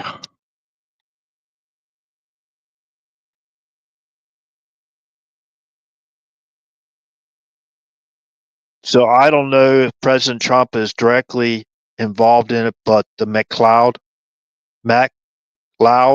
okay, Mac, his son, basically of the king. That's what it refers to. King Olaf. That's his first name. I can't even begin to know how to pronounce his last name. Now, Black is just a nick. Olaf Block, whatever, King of the Isles. He was Scottish. It goes back to the Viking era. So, and what came after the Viking era? Hold on a second. I might have that information right up top here.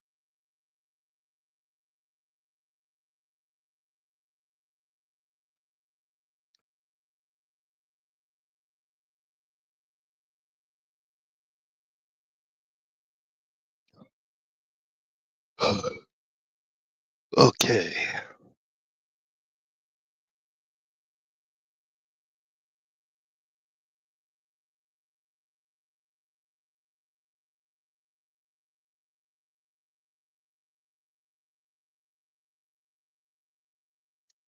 Okay. When we was talking about the general and admiral summons, okay, I think that was September 28th, if I'm not mistaken, or September 30th.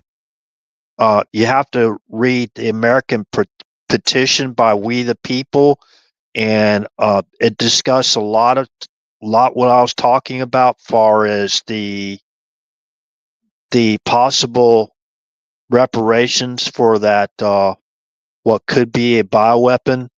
Remember that helped quarantine an entire aircraft carrier.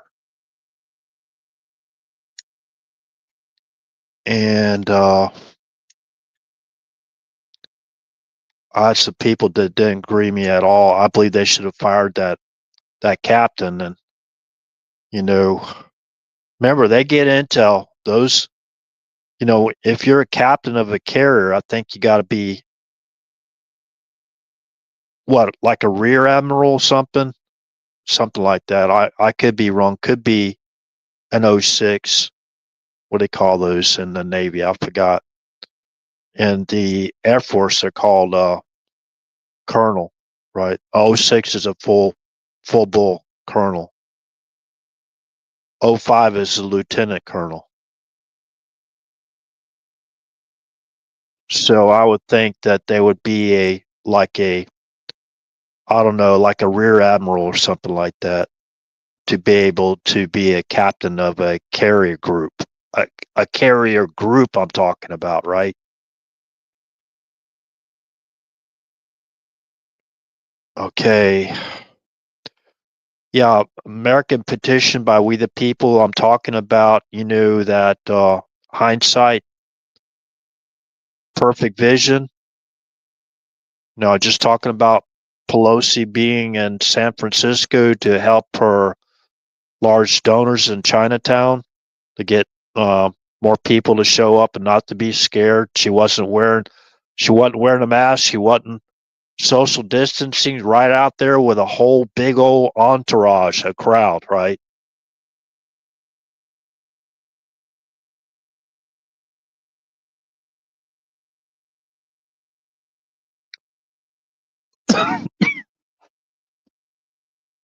Remember, she went to have her hair done. They had her special favors for her. She went in there without no mask on and got her hair done while that we were on lockdown or whatever.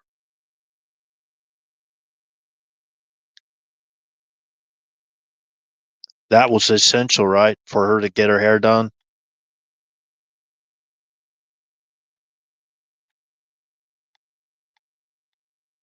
while they put all our businesses out. They put our business.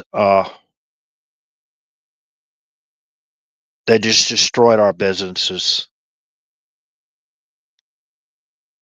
That's what President Trump was trying to prevent. Remember, 15 days to stop the spread. I thought he was trying to get us back to work, America back to work before Easter, right?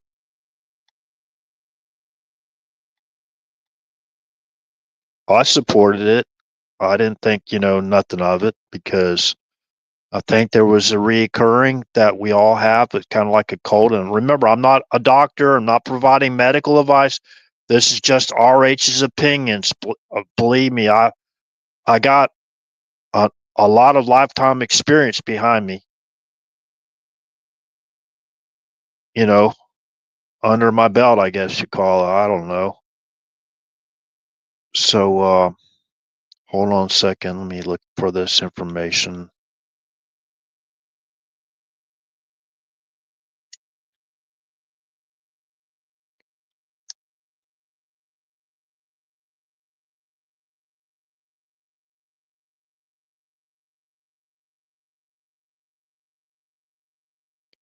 If you want to check out a pre-flood advanced civilization, go out and check out the Genesis 6 conspiracy interviews with author.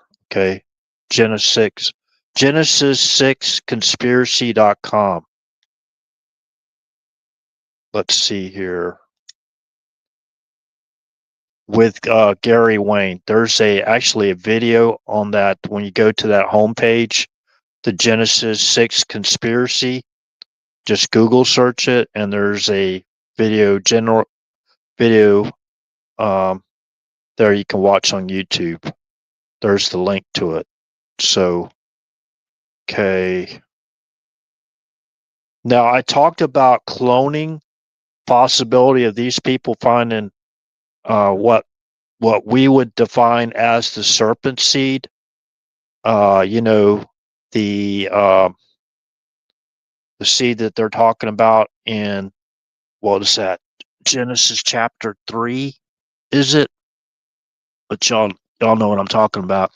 You know, where God put an enmity between the woman's seed and the serpent seed, right? Enmity. It would always be against whatever, arguing or fighting each other, right? The So then we go back and we look at that finding or that discovery by the U.S. Navy during the Cuban Missile Crisis. I thought that was very, very interesting. And the U.S. Navy, the U.S. government basically shut that area down, and nobody could actually enter into that area, right? And the reason why is they did not want any type of advanced technology that was before the flood to get in the hands of the Soviet Union. That was the reason. And I do believe that's one of the reasons why I have to go back and look at the history of um, which Gitmo, okay? And there's another secret naval base I won't talk about, not too far from that area. It's also considered the Bermuda Triangle area. So now there has to be something there. It can't just be some little stupid, silly rumor that RH keeps talking about all the time, or some of the time or whatever. I don't talk about silly rumors all the time, but some of them may come out to end up being silly rumors, right? And so, anyways,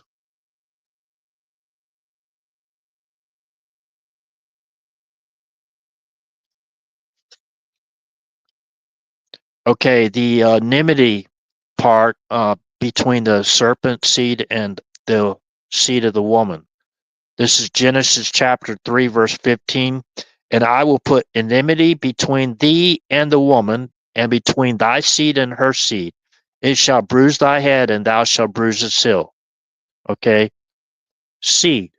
Those are the descendants of the serpent, right? The old serpent or the dragon, as he's known, right? So there's a lot of people with the understanding that they had a lot, uh, far more advanced technology, and there's a lot of people believe that the technology that um, we still not even, we're still years behind that technology that the sons of God have, or the angels had, going way back before the earth was even created. And we'll go back here, Genesis chapter 1, verse 25, or verse 26. Wait a minute, I'll start with 25. Genesis chapter 1, verse 25. And God made the beasts of the earth after his kind, and cattle after their kind, and everything that creepeth upon the earth after his kind. And God saw that it was good.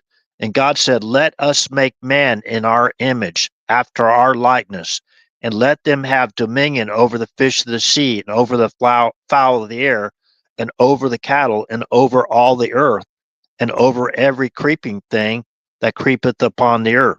So God created man in his own image. In the image of God created he them, him male and female. So, and God said, okay, 26, let's focus on Genesis chapter 1, verse 26. And God said, let us, plural, right, make man in our image. And a lot of people believe that's where the races came in, and us is before the sons of God, the angels, and God created men and in our on their image, right? They had highly advanced technology, and some of that technology, yeah. As far as the tree of the knowledge of good and evil, knowledge, right? Knowledge. There's two types of knowledge. There's theoretical knowledge, and there's practical knowledge. Practical knowledge is actually where you're actually doing it, right? Participating in it physically. Okay, so with that knowledge, that would be um,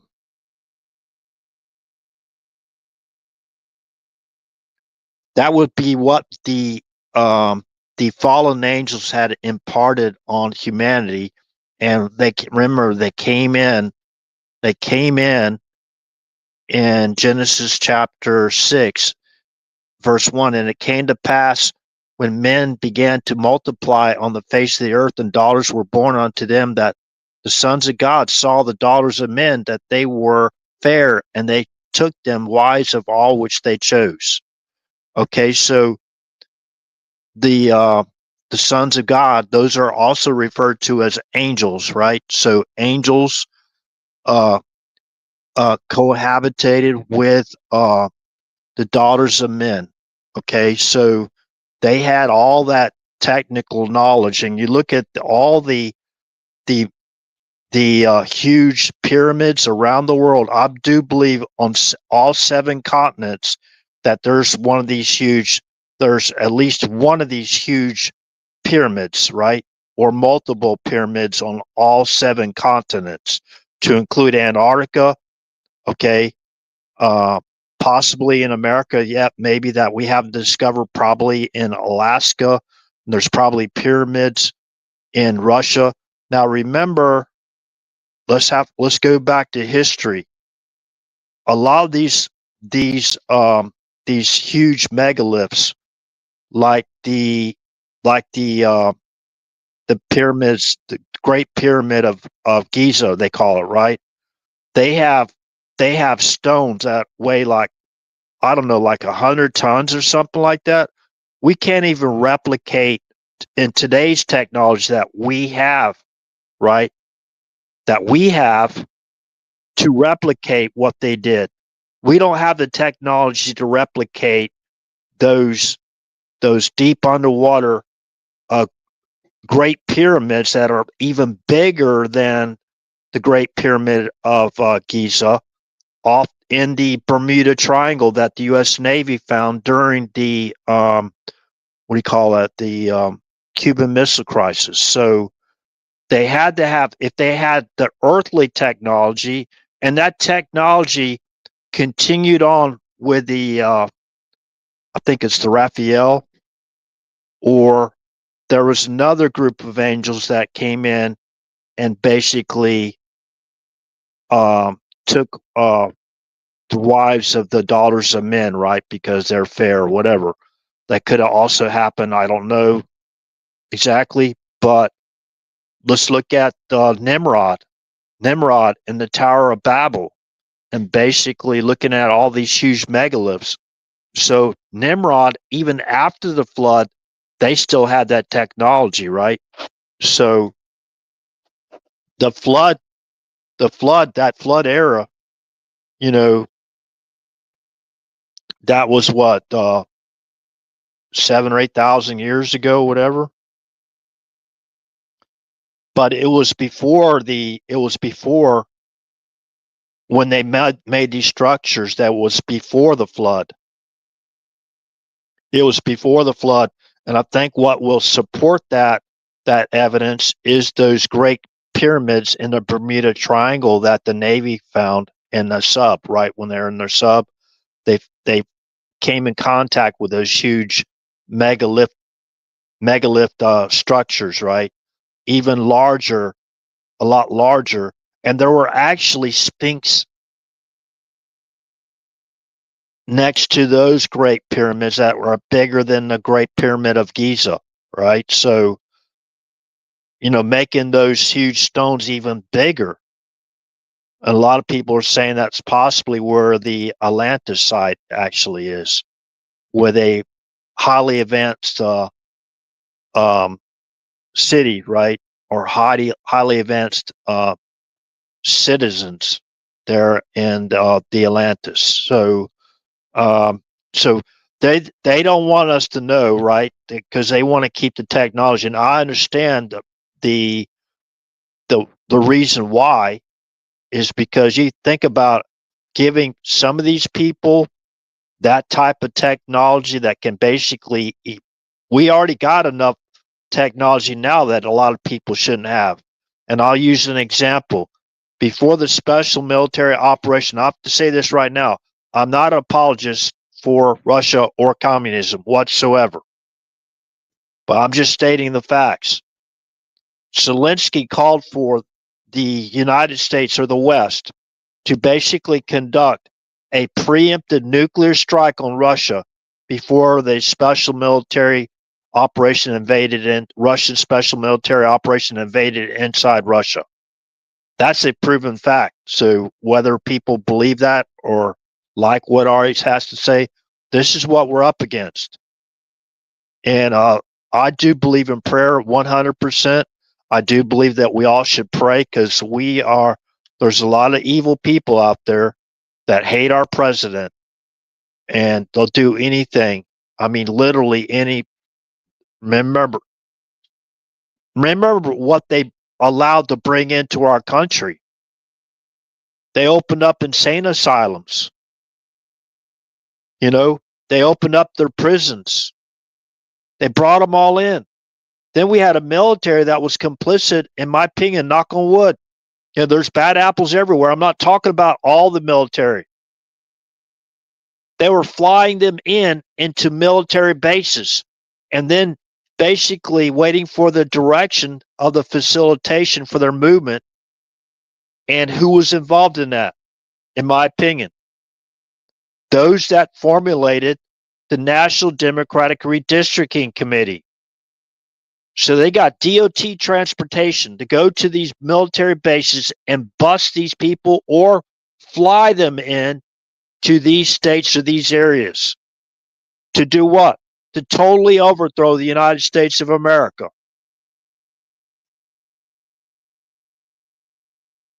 Remember? Got the United Nations involved in that. We've already learned about that. That's not a conspiracy theory. They funded a portion of that invasion.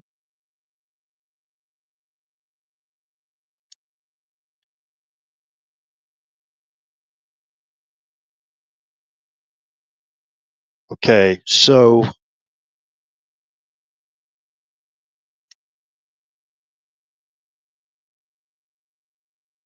so now this goes back before the original colonies because far as who President Trump could be descended from this king, Olaf Guðrdarson, Olaf Guard Carson or Darson. It's spelled really funny. It looks like a G U Gudrorson. Gudrorson. Okay, it looks like a G-U-O. Well, that could be a D-R. There's like two different, they got different vowels or whatever.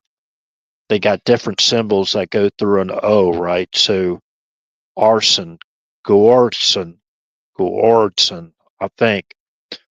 Also known as Olaf. Okay, I'll just say Olaf the Black. Black was a term used to be uh, basically saying he is a very violent individual.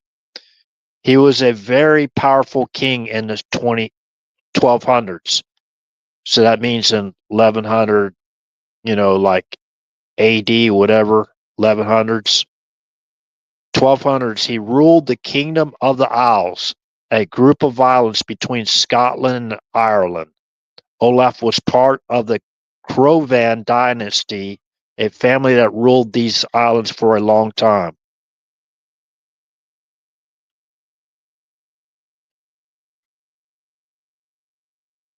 Okay. Now, if you let me go to this other one, McLeod. McLeod history. Now, this is who President Trump is basically descended from. Now, this is just my opinion, and this is where the so-called no kings got their information. So I don't know any other way that President Trump could be tied to King Olaf, but MacLeod means Mac in Scottish means basically son. Okay, son, and then the last name. So etymology of MacLeod, what does the name MacLeod mean? The MacLeod family comes from the ancient Scottish Dalrudian clans of the mountains west coast of Scotland. The name MacLeod is derived from the personal name Leod, Leod. The Gaelic form of the surname is Mac Leod, which means son of Leod, son of Olaf the Black, king of Man and the Northern Isles. Olaf was from a dynasty of Norse kings who for centuries held the Isles. They were in turn descended from King Halfdan the Stingy, a king who was reputed to be descended from the Godfrey.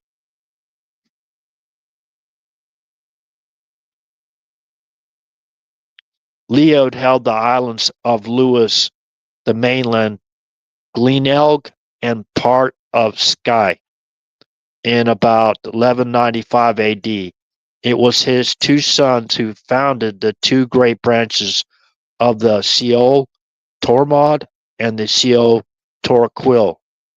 MacLeod coat of arms. The crest and motto of the MacLeods are a bull's head and hold fast. Of it, the clan may well be proud, as it commemorates a brave deed by an ancestor at the prompting of sympathy and mercy. The story goes that one of the Dunvegan king's chiefs went to pay a visit to Argyll at Inverary. Inverary. Inverary. He chanced to arrive on the day appointed for the execution of one of Agaral's clansmen, whom his chief had condemned to be gored to death by a bull. A sort of arena had been prepared in Argyll, with his guests occupied seats raised above the space in which the tragedy was to be enacted. The bull, bellowing with rage, was led in, and presently the man appeared. He was a fine-looking fellow and showed no signs of fear as he faced the animal. MacLeod implored Agarliv to forgive the man. Agarl, with a cruel smile, said it was too late, as the man was with the bull in the arena and nothing could save him. If I save him, said MacLeod, will you give him to me? He sprang to his feet as he spoke. flung aside his cloak, and prepared for prompt action. Yes, Argyle, if you save him, he is yours, but you go to your death. Without another word, McLeod sprang into the arena, rushed for the bull, and that's where you see the matador and some people talking about the matador, right? Rush for the bull and seize one of its horns by the left hand, and as he did so, a cry rang out, "Hold fast!" The next instant, McLeod struck a blow with his dirk, which reached the beast's heart. The bull was killed, and the man was saved. Even now, there are Campbells living at Dunvegan who claim to be descended from the man whom McLeod saved, and a horn at Dunvegan or Vegan is said to be one of those of the bull which McLeod killed. Early origins of the McLeod family. The surname McLeod was first found on the Isle of Lewis, where the Seal Tormod branch held the territories of Harris, Glenelg, and Dunvegan Castle in Skye, while the Seal Torquil branch held Ascent and Cadboll, and the island of Ramsay. There were no title deeds for those territories as they had been considered possessions of Norway. Yet when King Haakon asserted his authority over the islands in 1263, King Alexander resisted. Although the Scottish King Alexander signed the Treaty of Perth, allowing payment of rent to Norway for all these islands, it was never paid, and the whole of the Western Islands became Scottish possessions. So, okay, so I won't go through much more of this, but this is the background. This is the reason why you'll hear things about the matador and certain type of rumors going around and that kind of thing. So this is probably where the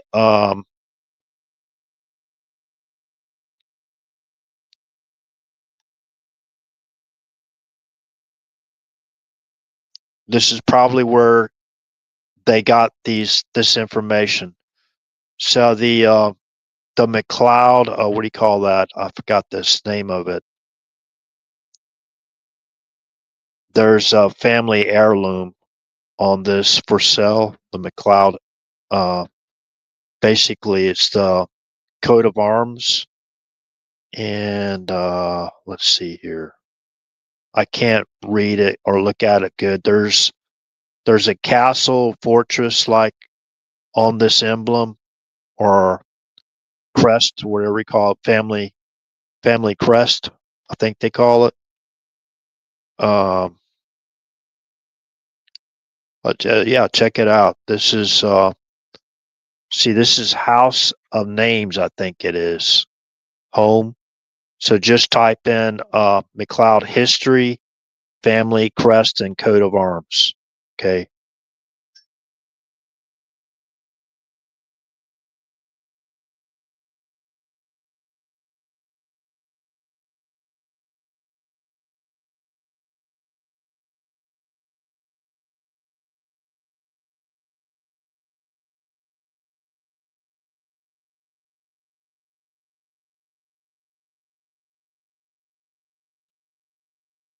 So Sir Roderick MacLeod of Dunvegan Castle, who led 600 of his clansmen to Ireland to assist in O'Donnell's rebellion, and Lord MacLeod's Highlanders,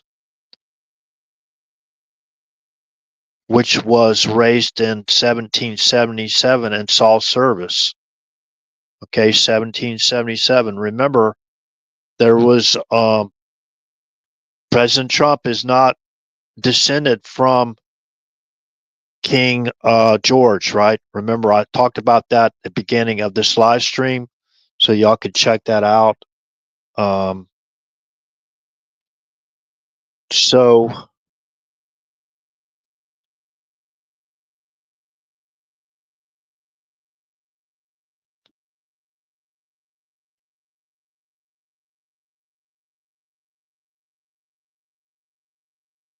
And I know they have this series, The Highlander, that actually they were movies. They were pretty good movies, right? So yeah, the McLeod. I mean, the Scottish helped us defeat the British to win uh, the Revolutionary War to regain our sovereignty, right? The Scottish were very pivotal in that in that war to help us. Now, let's see here.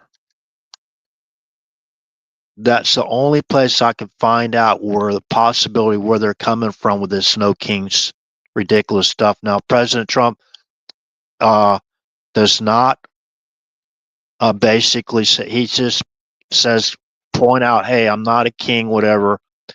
And even at the UN, that was in his first term, right? He stated in the UN, I'm not the president of the world.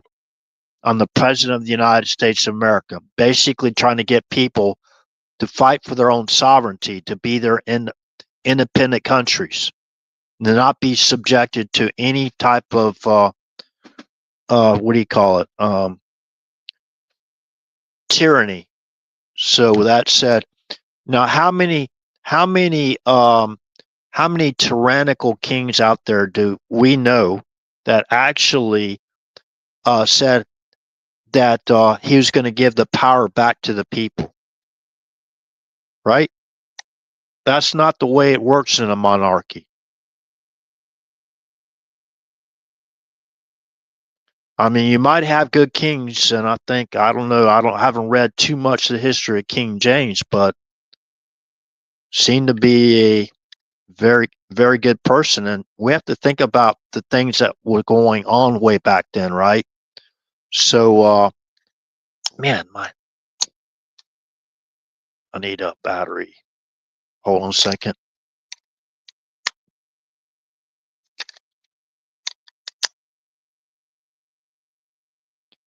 So I may, if I can't switch over to,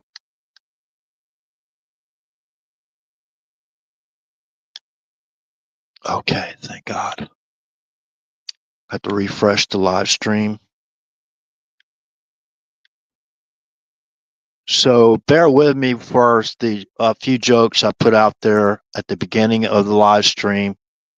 I don't want to get, there's a lot of a lot of good information. I do believe, and I haven't heard this from anywhere. I've heard, I've heard the hints about the Matador and that kind of thing. You know what I mean? And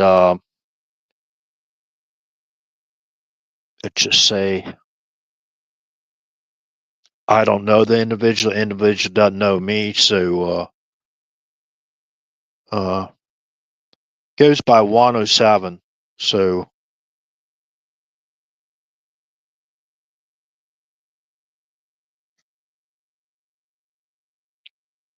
yeah, I didn't listen to all of Jeff B. Today. They're on Liberty Warrior T3, but I don't know if you remember. Do you remember that I was on Liberty Warrior uh, on a panel? I think once before I went over to the Search for Truth. I was invited over there on Veterans Day. Matter of fact, Veterans Day night.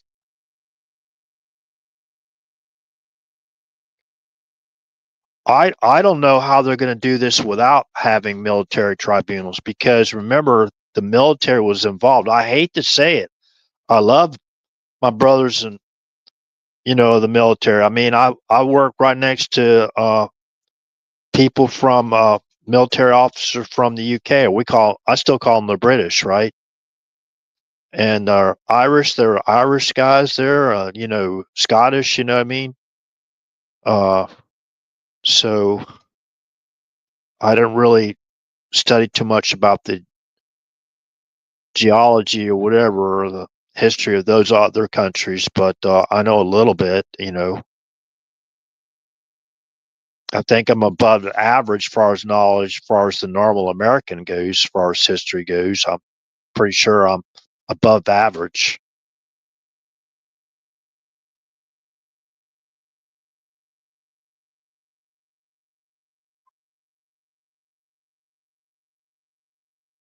there isn't 5,000 high-level military tribunals, then 5,000 seems to be quite a high number.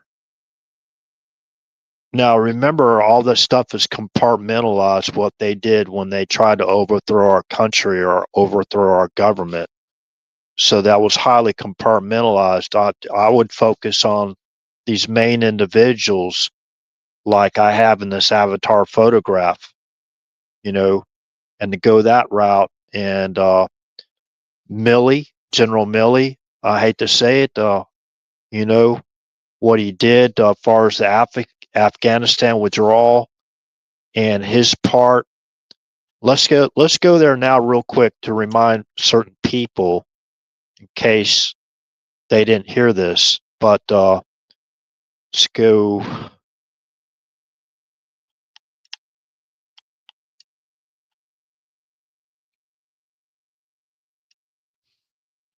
Okay, this is from the New Yorker magazine, real quick.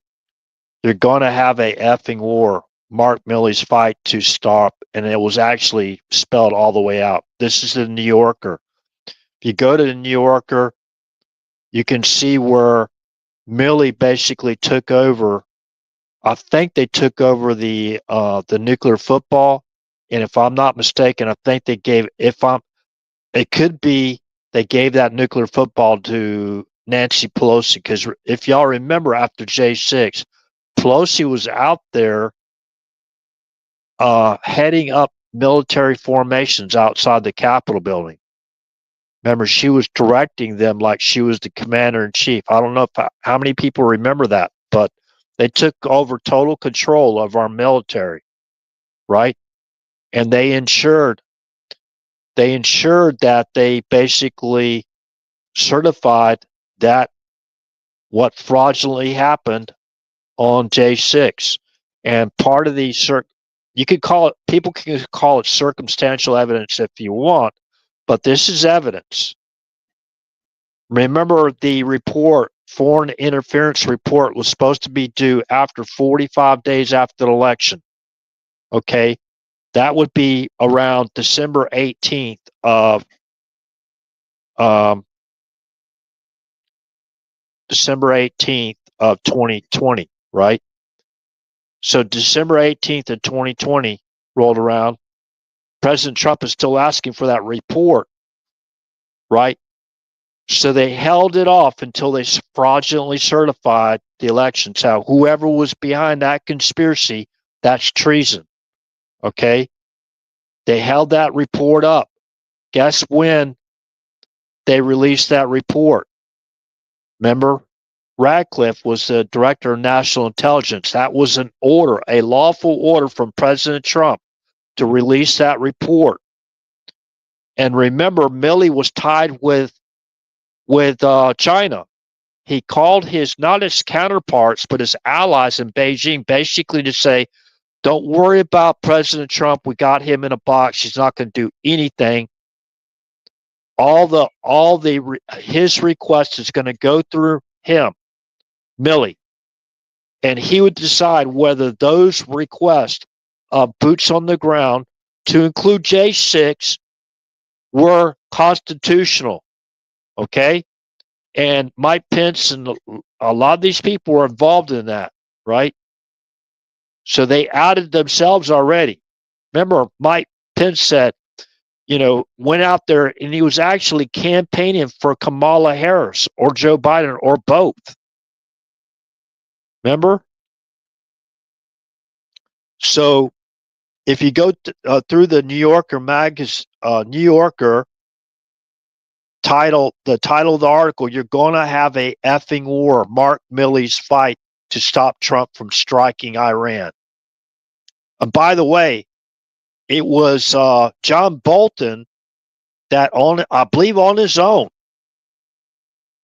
he directed the Pentagon to draw up war plans to go to war with Iran.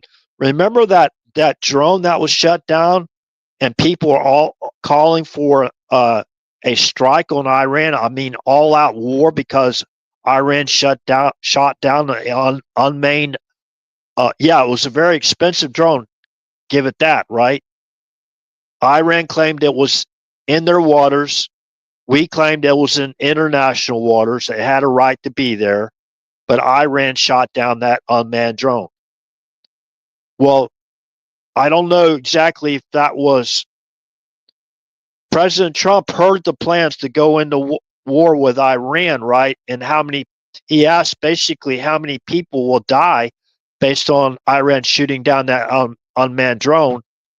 And I think they said 200 or 20 or something like that. And President Trump called off the strike.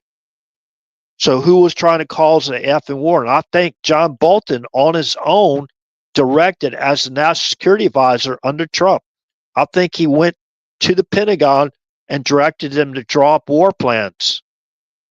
Okay? So a lot of this stuff is out there.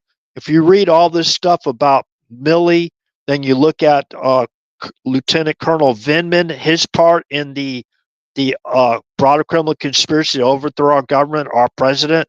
Remember, took part in the fraudulent articles of impeachment hearings. Okay, you also had the intel people, a lot of intel. Remember Eric Ciaramella? He had hearsay of a phone call that somebody was talking while he's walking down the hallway or something. So remember, they set up this. And remember, Vindman was listening in on the phone call of President Trump. Let's go back to, what was it, May or April of 2017? Remember, they were listening in to Trump's phone call with Duterte, the president of the Philippines, and they were talking about a joint cooperation far as trafficking goes. And you have to go in there and go into a little bit further, but they had an operation going on to take care of some tracking. But somebody listening in, you got an intel person in there and listening in on that phone call when Trump made to Duterte.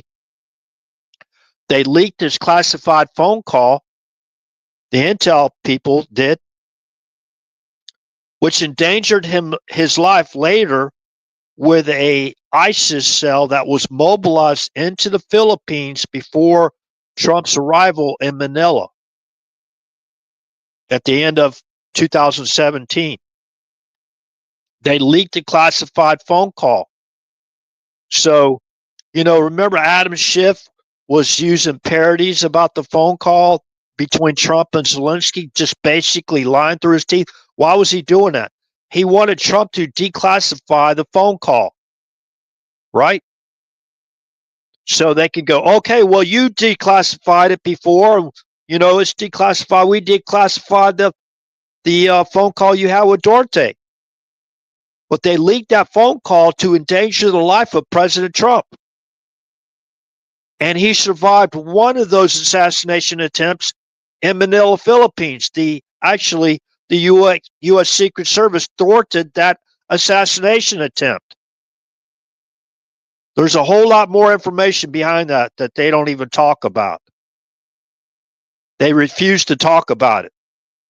A lot of information. Who mobilized those ISIS cells into the Philippines before the arrival of President Trump in Manila?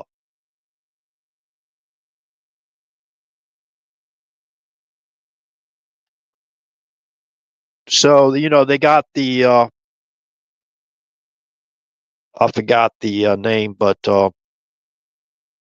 they got the son of the previous leader back in there. And it sounds like they're a really good team together, and I'm happy for it, so Marcos's son, right? Okay, so I think that worked out really good. I think for us, as far as it's a very strategic place, and we have a lot of military that live in the Philippines now, that served our country and live in the Philippines. It's kind of like a resort, like exotic resort, you know what I mean? So let me just read some of this propaganda. This, I believe, what Trump was reading in Bedminster when he said, I want to start an effing war, right? He wasn't for war. So he's looking at that. That's what they said. That was national defense information. because these people were there lying. They're working in hand to overthrow our government, right? Let's see. There were two nightmare scenarios Molly told associates. Remember the New Yorker magazine article titled, "You're going to have a effing war. Mark Milley's fight to stop Trump from striking Iran." Okay. There were two nightmare scenarios Milley told associates for the period after November 3rd election, which resulted in Trump's defeat, but not his concession. Really? Defeat? Really? One was that Trump would try to use the military on the streets of America to prevent the legitimate, peaceful transfer of power. The other was an external crisis involving Iran. It was not public at the time, but Milley believed that the nation had come close, very close to conflict with the Islamic Republic. This dangerous post-election period, Milley said, was all because of Trump's Hitler-like embrace of the big lie, that the election had been stolen from him. Milley feared it was Trump's Reichstag moment. Here's the Hitler and the Nazi crap right here, right? Trump's Reichstag moment in which, like Adolf Hitler in 1933, he would manufacture a crisis in order to swoop in and rescue the nation from it. To prevent such an outcome, Milley had since late in 2020 been having morning phone meetings at 8 a.m. on most days with the White House Chief of Staff Mark Meadows and Secretary of State Mike Pompeo in the hopes of getting the country safely through the Joe Biden inauguration. The chairman, a burly four-star Army general who had been appointed to the post by Trump in 2019, referred to these meetings with his staff as the land of plane calls, as in both engines are out, the landing gear are stuck. We're in an emergency situation. Our job is to land this plane safely and do it and to do a peaceful transfer of power the 20th of January. Yeah, did they have a peaceful transfer of power after Trump won in 2016? No, they didn't.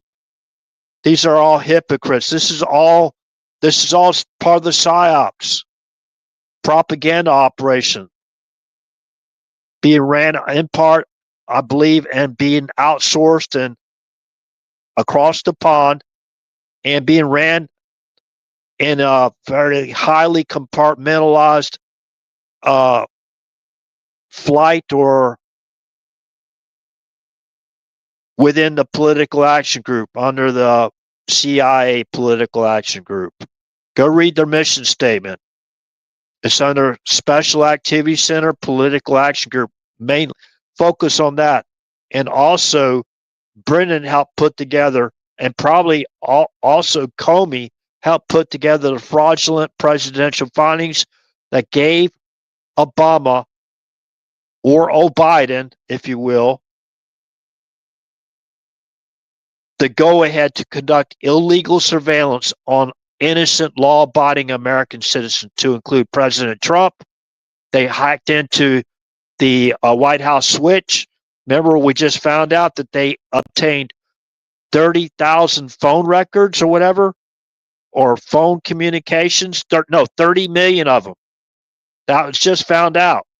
That's all part of the broader criminal conspiracy to overthrow our government, possibly to overthrow our country.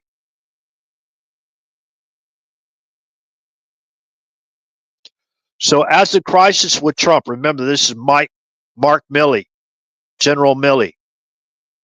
As the crisis with Trump unfolded and the chairman's worst case fears about the president not accepting defeat seems to come true, Milley repeatedly met in private with the Joint Chiefs.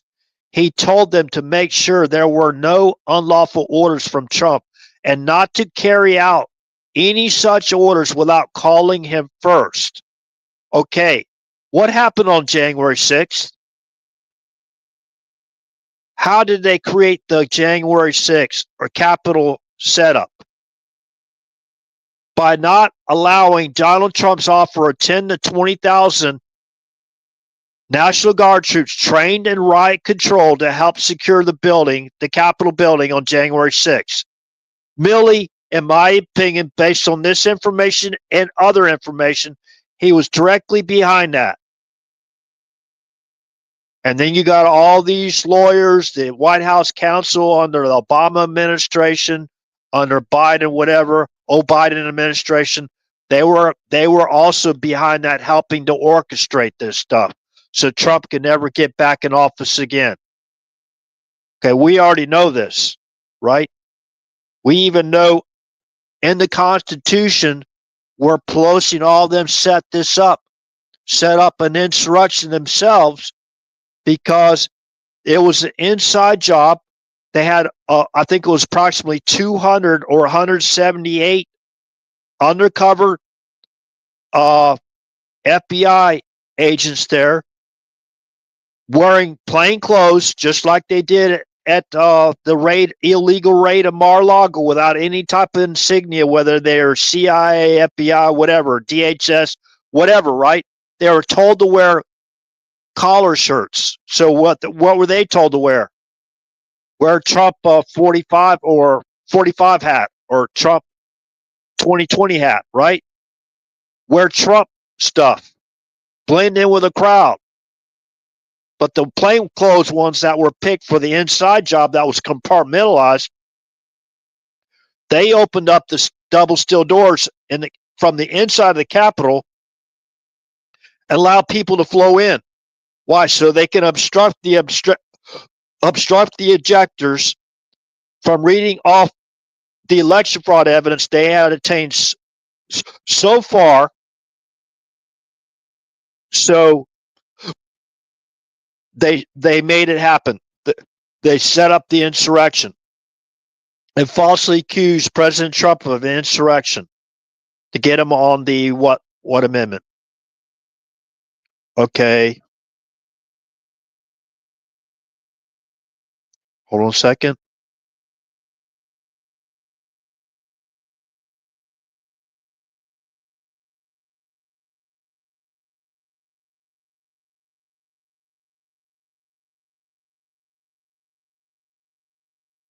Hold on a second.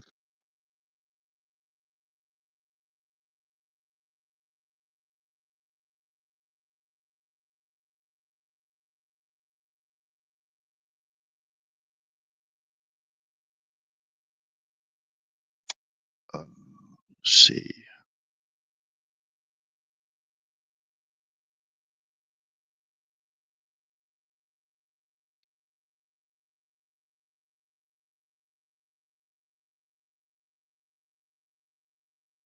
Now, this is the 14th Amendment. Let me see if I get the 14th Amendment. Section 3. No person shall be a senator or representative in Congress or elector of president and vice president or hold any office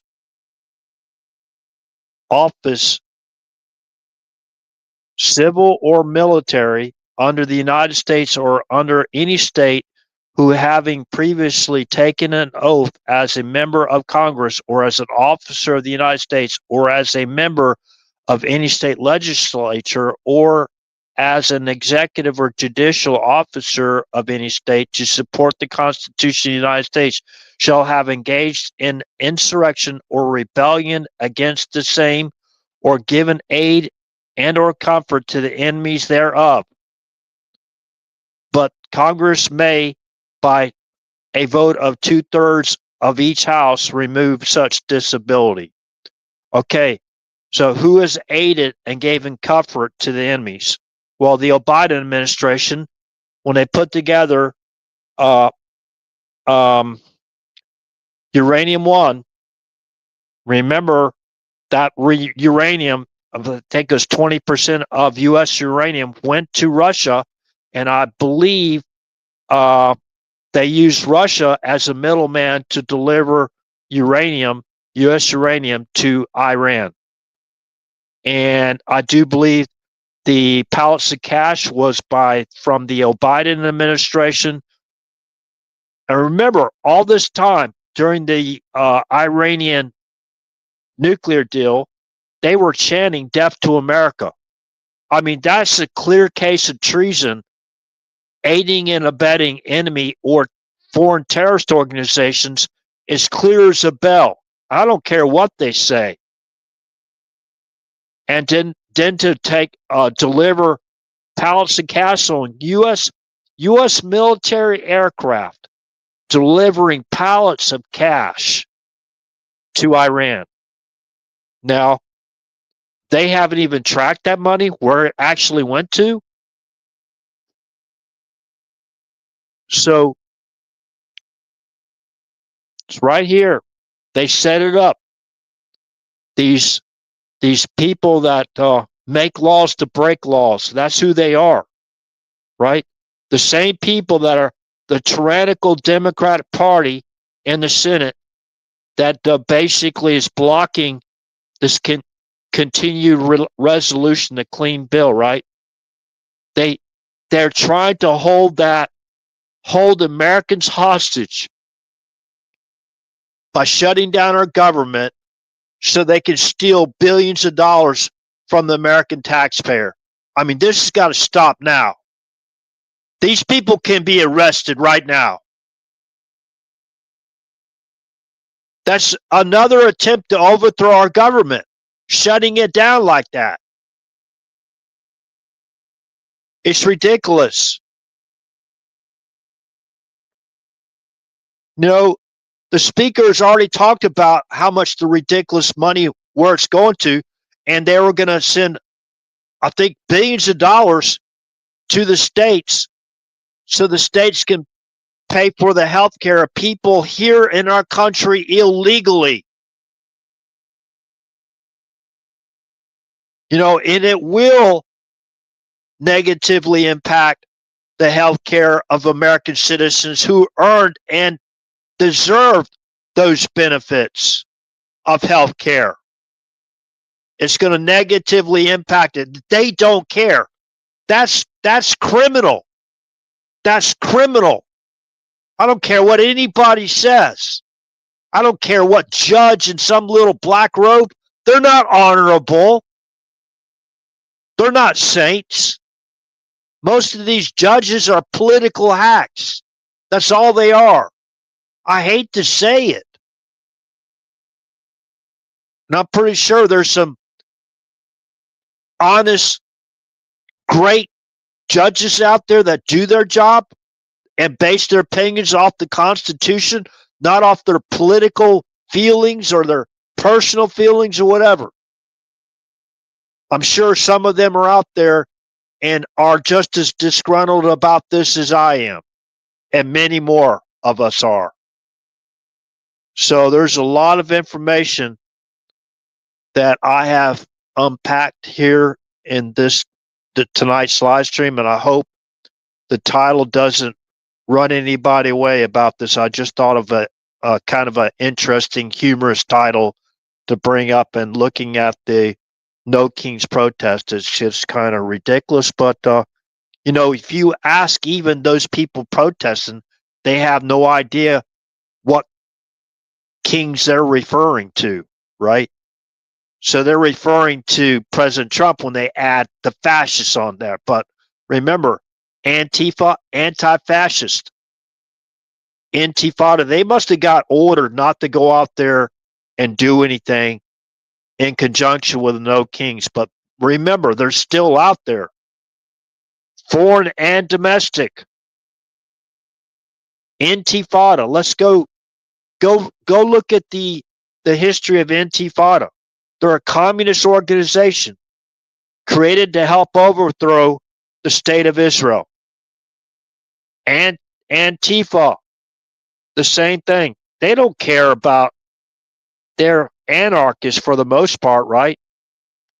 burning down police stations, you could track their beginnings all the way back to the weather underground with the lightning. That's their symbol, right? I already talked about this multiple times. Barak in Hebrew, Baraq, it's pronounced Barak. It means lightning. Remember, Yeshua said he saw Satan come down in a bolt of lightning. I don't know. Could he be it? Could he be the one? I don't know. Me personally, I just think he's one of Satan's lieutenants because he wears a ring with a snake engraved into it. Okay, so anyways,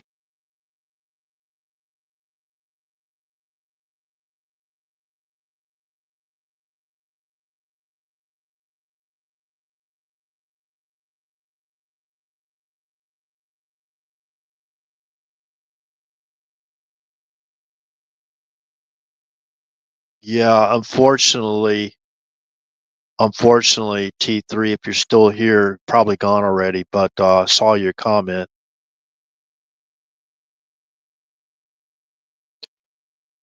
Far as I know, nobody's been held accountable. We probably won't know that. There's an ongoing investigation. Remember the summons, right? The summons. So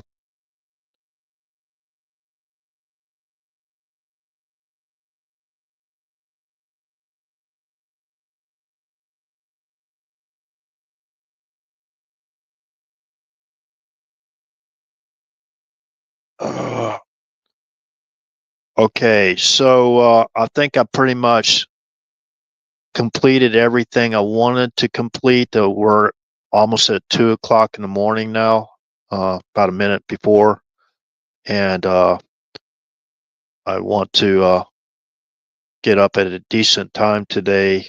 But I appreciate everybody's support. I wish y'all would share the live stream. Anybody that's here on YouTube or Rumble that have listened to the live stream, please share the live stream and hope it helps. And man, we got a lot of work to get our country turned around in the right direction. And thank God for President Trump. He's doing everything he can. Thank God for the Trump family as a whole. And thank God for them holding steady, holding the line against these corrupt individuals and, you know, maintaining, enduring, right? Go in and read Matthew chapter 24. And our Messiah told us to endure till the end. And that's what we got to do. I know it's going to be hard, but if these are the end times during the tribulations, But anyways, with that said, I hope this helps. I hope this gets to the right ears or listeners, so something could be done about these high crimes. Now, kind of like gone through this a lot on this channel. There's a whole lot of information. You go all the way back till I think it was a couple days after the Mar-a-Lago raid, illegal raid. A lot of information I put out there, and I keep repeating the same information because I don't hear any other major influencer getting into details as much as I have. And remember, I could still be wrong on a lot of these things, or maybe a few of these things. If I'm wrong, you find anybody that sees that or hears I made a mistake, please put the information in the comment section after the live stream is over so I can research it and make the necessary corrections. So with that said, remember, in God we trust. Everyone, I mean everyone, outside of God, being God, God himself, we have to trust but verify. Okay? Trust but verify. So an angel, I know Yeshua, right? The angels are called the sons of God, right? Right in the Bible. So Yeshua is the son of God, but you know what I mean? He's got a lot higher position, in my opinion. on the right hand side of our Heavenly Father. Remember, the Word, God commanded the creation, the 7-day creation, and the creation. Well, He created Adam, right, and Eve to basically counter the fallen angels and what they were doing, right? And so, anyways, I won't get into that tonight, but remember, Yeshua, our Messiah, in Matthew 24 in red print tells us to endure till the end. Always try to do what's right, right? And remember, if we go into an environment to try to help pull people out, we got to know when to leave that environment because we can become that environment. Remember this about the saying of kicking the dust off your feet and moving on if they don't accept, you know what I mean? The word of God. Say you have to kick the dust off your feet and move on no matter how hard it is. You might call it tough love, right? Tough love, but you have to move on. And I do believe the reason why Yeshua told us to do that is so that there's going to be some people out there that want to hear the information, that want to have faith, right? So, okay, so with that said, good morning, good day, good evening, wherever you are. This concludes the live stream, and God bless. Thank you.